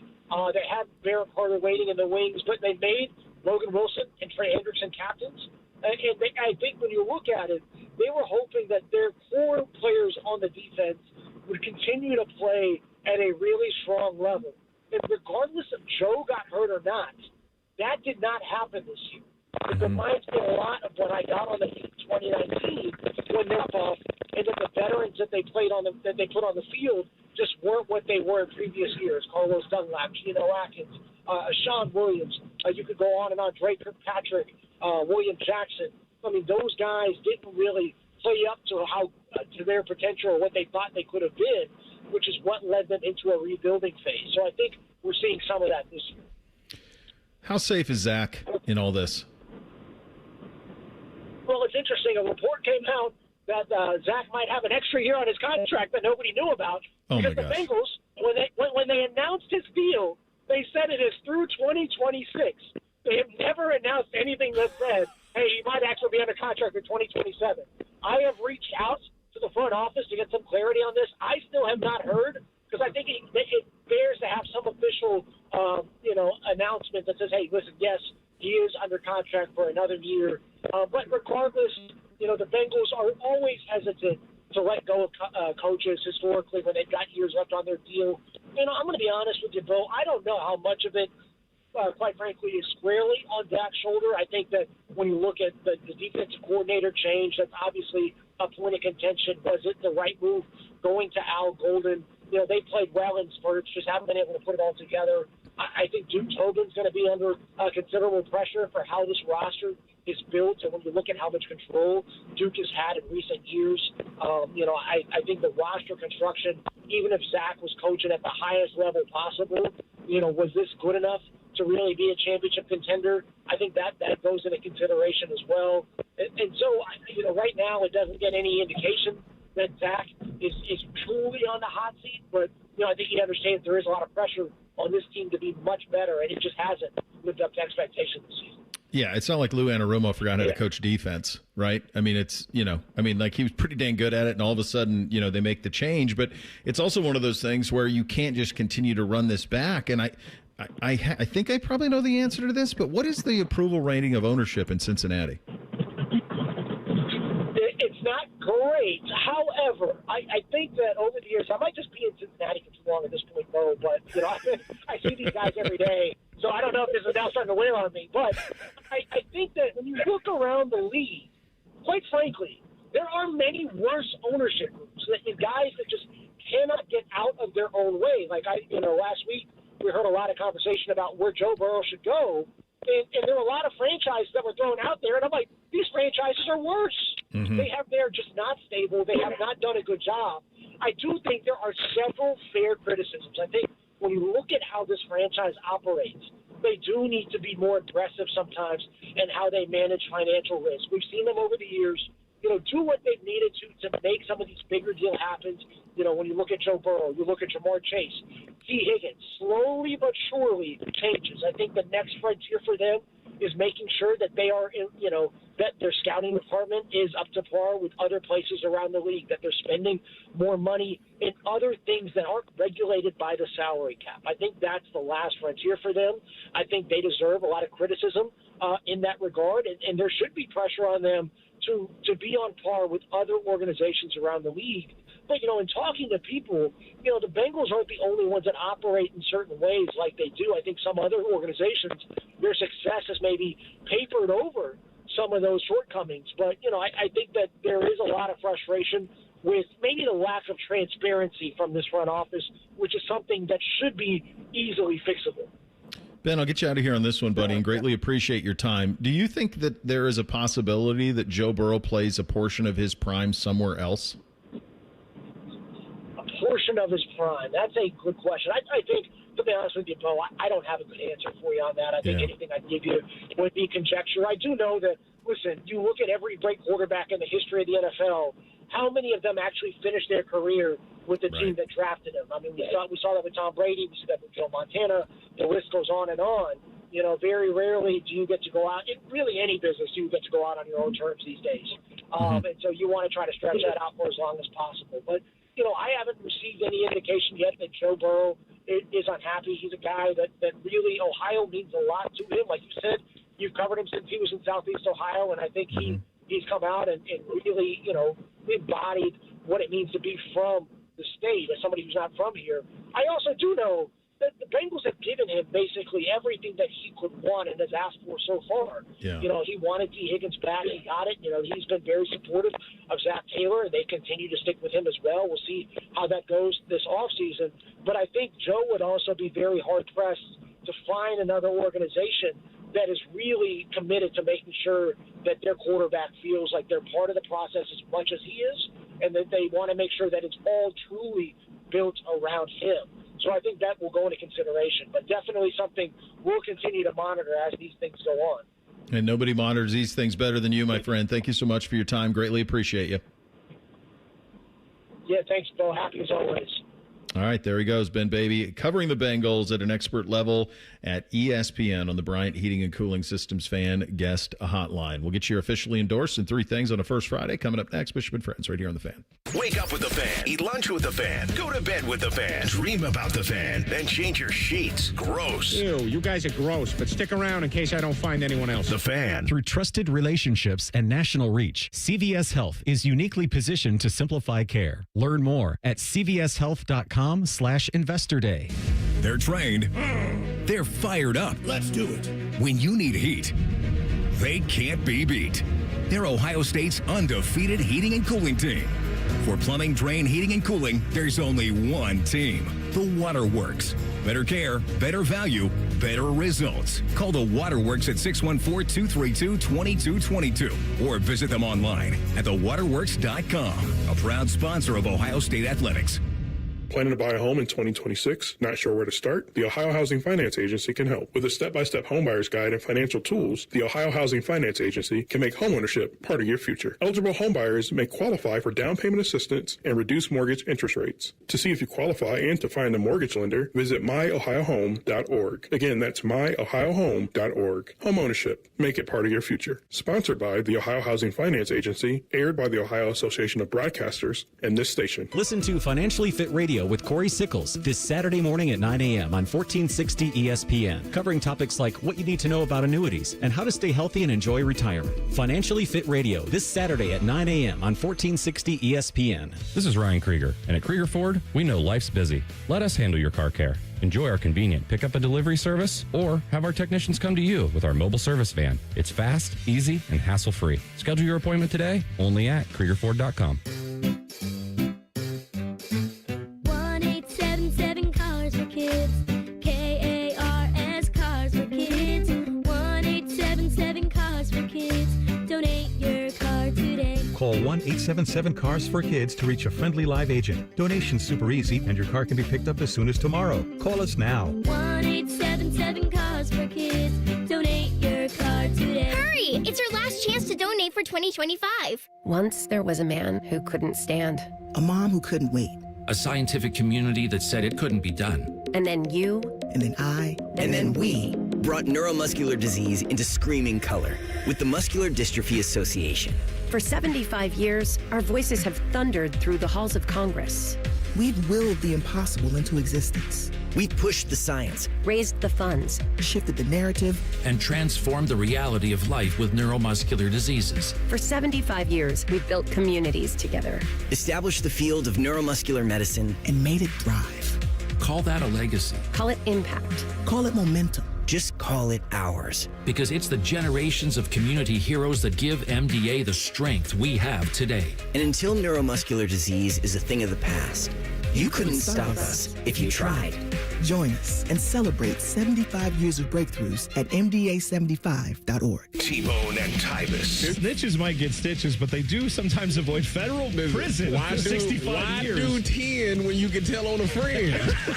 T-Bone and Tybus Mornings on the Fan is sponsored by Awaken 180 Weight Loss. This holiday, give a gift that changes everything. Hi, it's Alex Johnson from the Diamond Cellar. Our family's helped couples celebrate love for over 78 years. From timeless solitaires to custom designs that reflect your unique story, our in-house jewelers ensure every detail shines. And with our guaranteed best price, you can shop with confidence, knowing your forever piece is as exceptional as your love. This holiday, make her wish come true with the Diamond Cellar ring, because the only thing better than unwrapping a little blue box is saying yes to forever. This Christmas, get a bonus AI Essentials course when you enroll in any My Computer Career IT program by the end of the year. That's a $3,900 value. Attend classes online or on campus. Enjoy lifetime job placement support and IT certifications in high demand. Go to mycomputercareer.edu today and take the free career evaluation. That's mycomputercareer.edu, an elite CompTIA certification partner. Conditions apply to AI offer and financial aid is available to those who qualify, including the GI Bill. The Fan Guest Hotline is sponsored by Right Way Heating and Cooling and Bryant, doing whatever it takes to keep you and your home comfortable. The Fan. We'll read your emails on the air, but we won't tell you where to send them. Hey, we're not doing all the work for you. This is Bishop and Friends. All right, Bake, what do we have in the poll today, my friend? The Daily Fan Poll over at 971 The Fan on Twitter. If the Bengals and Browns were to combine rosters, how good do you think that team would be in one season? 36.5% say win the Super Bowl. 38.3% make the playoffs. 9.2% a 500 team. And 16% they'd still suck. All right, time for your officially endorsed. Hit it, fellas. Bishop and Friends present First Friday, officially endorsed, because everyone deserves 2 Fridays. Sponsored by Hydrate Me Med Spa. Feel better, recover faster, live optimized with Hydrate Me. Drink for the wrong reasons. My generation, we drink because it's good, because it feels better than unbuttoning your collar, because we deserve it. We drink because it's what men do. All right, let me ask you two a question before I get to this. Have either of you ever heard of Tom and Jerry batter as a Christmas Tom and drink? Jerry batter? Yeah. No, I The have answer not. to that would be no. Then. Nope. Okay, so pay attention to this and then watch Trading Places tonight. Those are your two tasks. So my mom made this in lieu of eggnog. So we were not an eggnog house. We were a Tom and Jerry house. And what it consists of is egg whites, confectioner, powdered sugar, butter, vanilla extract, nutmeg, cloves, cinnamon, a little bit of salt, cream tartar to stabilize the egg whites, and away that you go. It's a little bit arduous to make it, but I think it's superior to eggnog as a warm cocktail. So you make this batter. I would just encourage you to go Google. I'm not going to go through all of it. I'll be here for 15 minutes because there's a few processes to it. But at the end, you have this batter. You put it in a cup. It's warm, and then a spirit of your choice goes in the bottom of it, and then away you go. And you just kind of slowly pour that thing on there. You serve it with a cinnamon stick, a little bit of ground nutmeg on top. It's a delight. And I think it's superior to eggnog. It could just be nostalgia for me.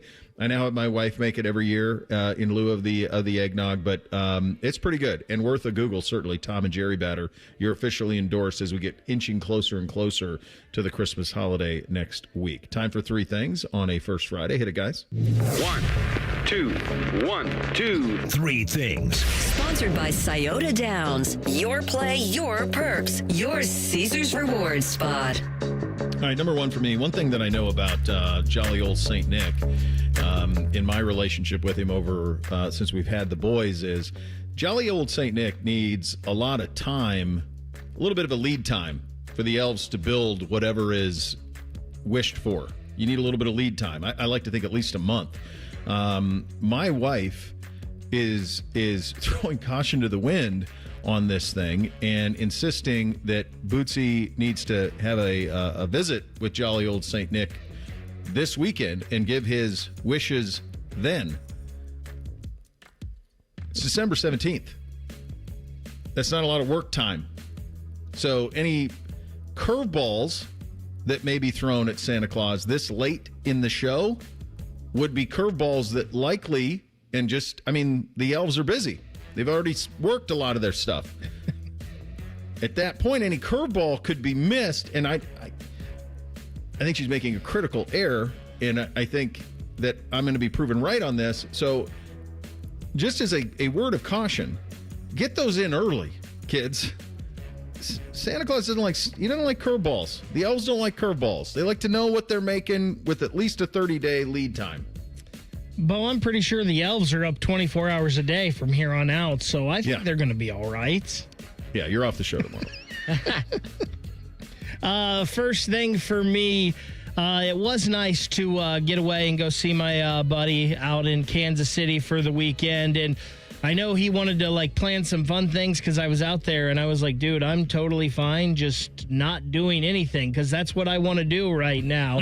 I just want to hang out with you guys and do nothing because I was man, I don't know what it was, but maybe it was just my body trying to fight off what was ever going on with my voice and chest, but I was a little worn out after state championship weekend. But I will say, after a couple days of recharging, I was sitting there Monday, it was probably around noon, and I was like, I'm ready to get back. I'll be ready to go tomorrow. And, well, I had one more day of it, but I'm ready to go and glad to be back with you guys.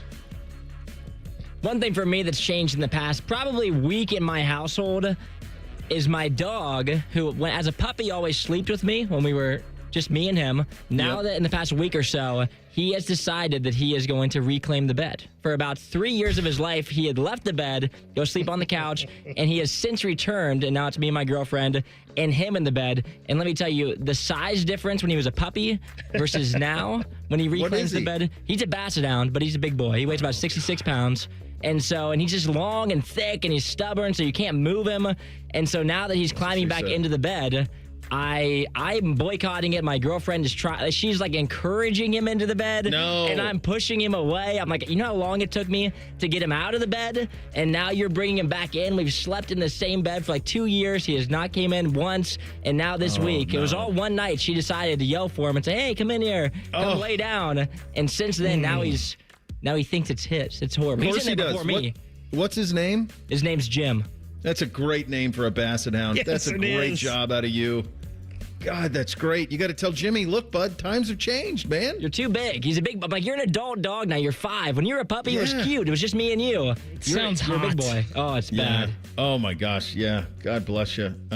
Number 2 for me. So after NBC's game last night, we went and watched the high school team play and here in our town, and it's amazing what has changed in style, and it's especially noticeable in footwear. I was paying attention to the kids on our team. They had Anta, which I don't even know what that is. One of the kids was wearing Anta sneakers, which I guess Beamsy told me Kyrie wears. Then another kid had Way of Wade, which is a brand that I had no idea even existed. Apparently, Dwayne Wade has his own shoe that he's doing independently. New Balance, and I knew New Balance was becoming a thing with the kids. I mean, they're really smart with some of their endorsers. And then one of the kids was wearing, I guess, Joker has shoes. And I didn't know that he had his own brand. Like, when I was a kid, you either were Nike or Adidas, but most everybody was Nike. And that, I always think about what the kids are wearing and thinking, God, things have changed a ton in that time. Second thing for me, being in Kansas City this weekend, we were watching the Chiefs games, and I was with Chiefs fans, and it was really weird to see their reaction to Patrick Mahomes going down. And they obviously weren't happy about it, but it was funny that most of them had already given up on the season before the game even started. A lot of them were like, we just want to lose this game and be eliminated so we don't have to worry about it the rest of the way. And I was thinking, man, what a change that is from my NFL fandom being a Cleveland Brown, how man, fighting for a playoff in the third week of the season, that's no good. We might as well just move on to next year. And also it got me thinking, it's probably how a lot of us Buckeye fans sound to other people when we're like, the best coach in the world, but he can't win this game. And we're all guilty of it. We've all been there. We want perfection, but man, sometimes you just got to know how good you have it. Yeah.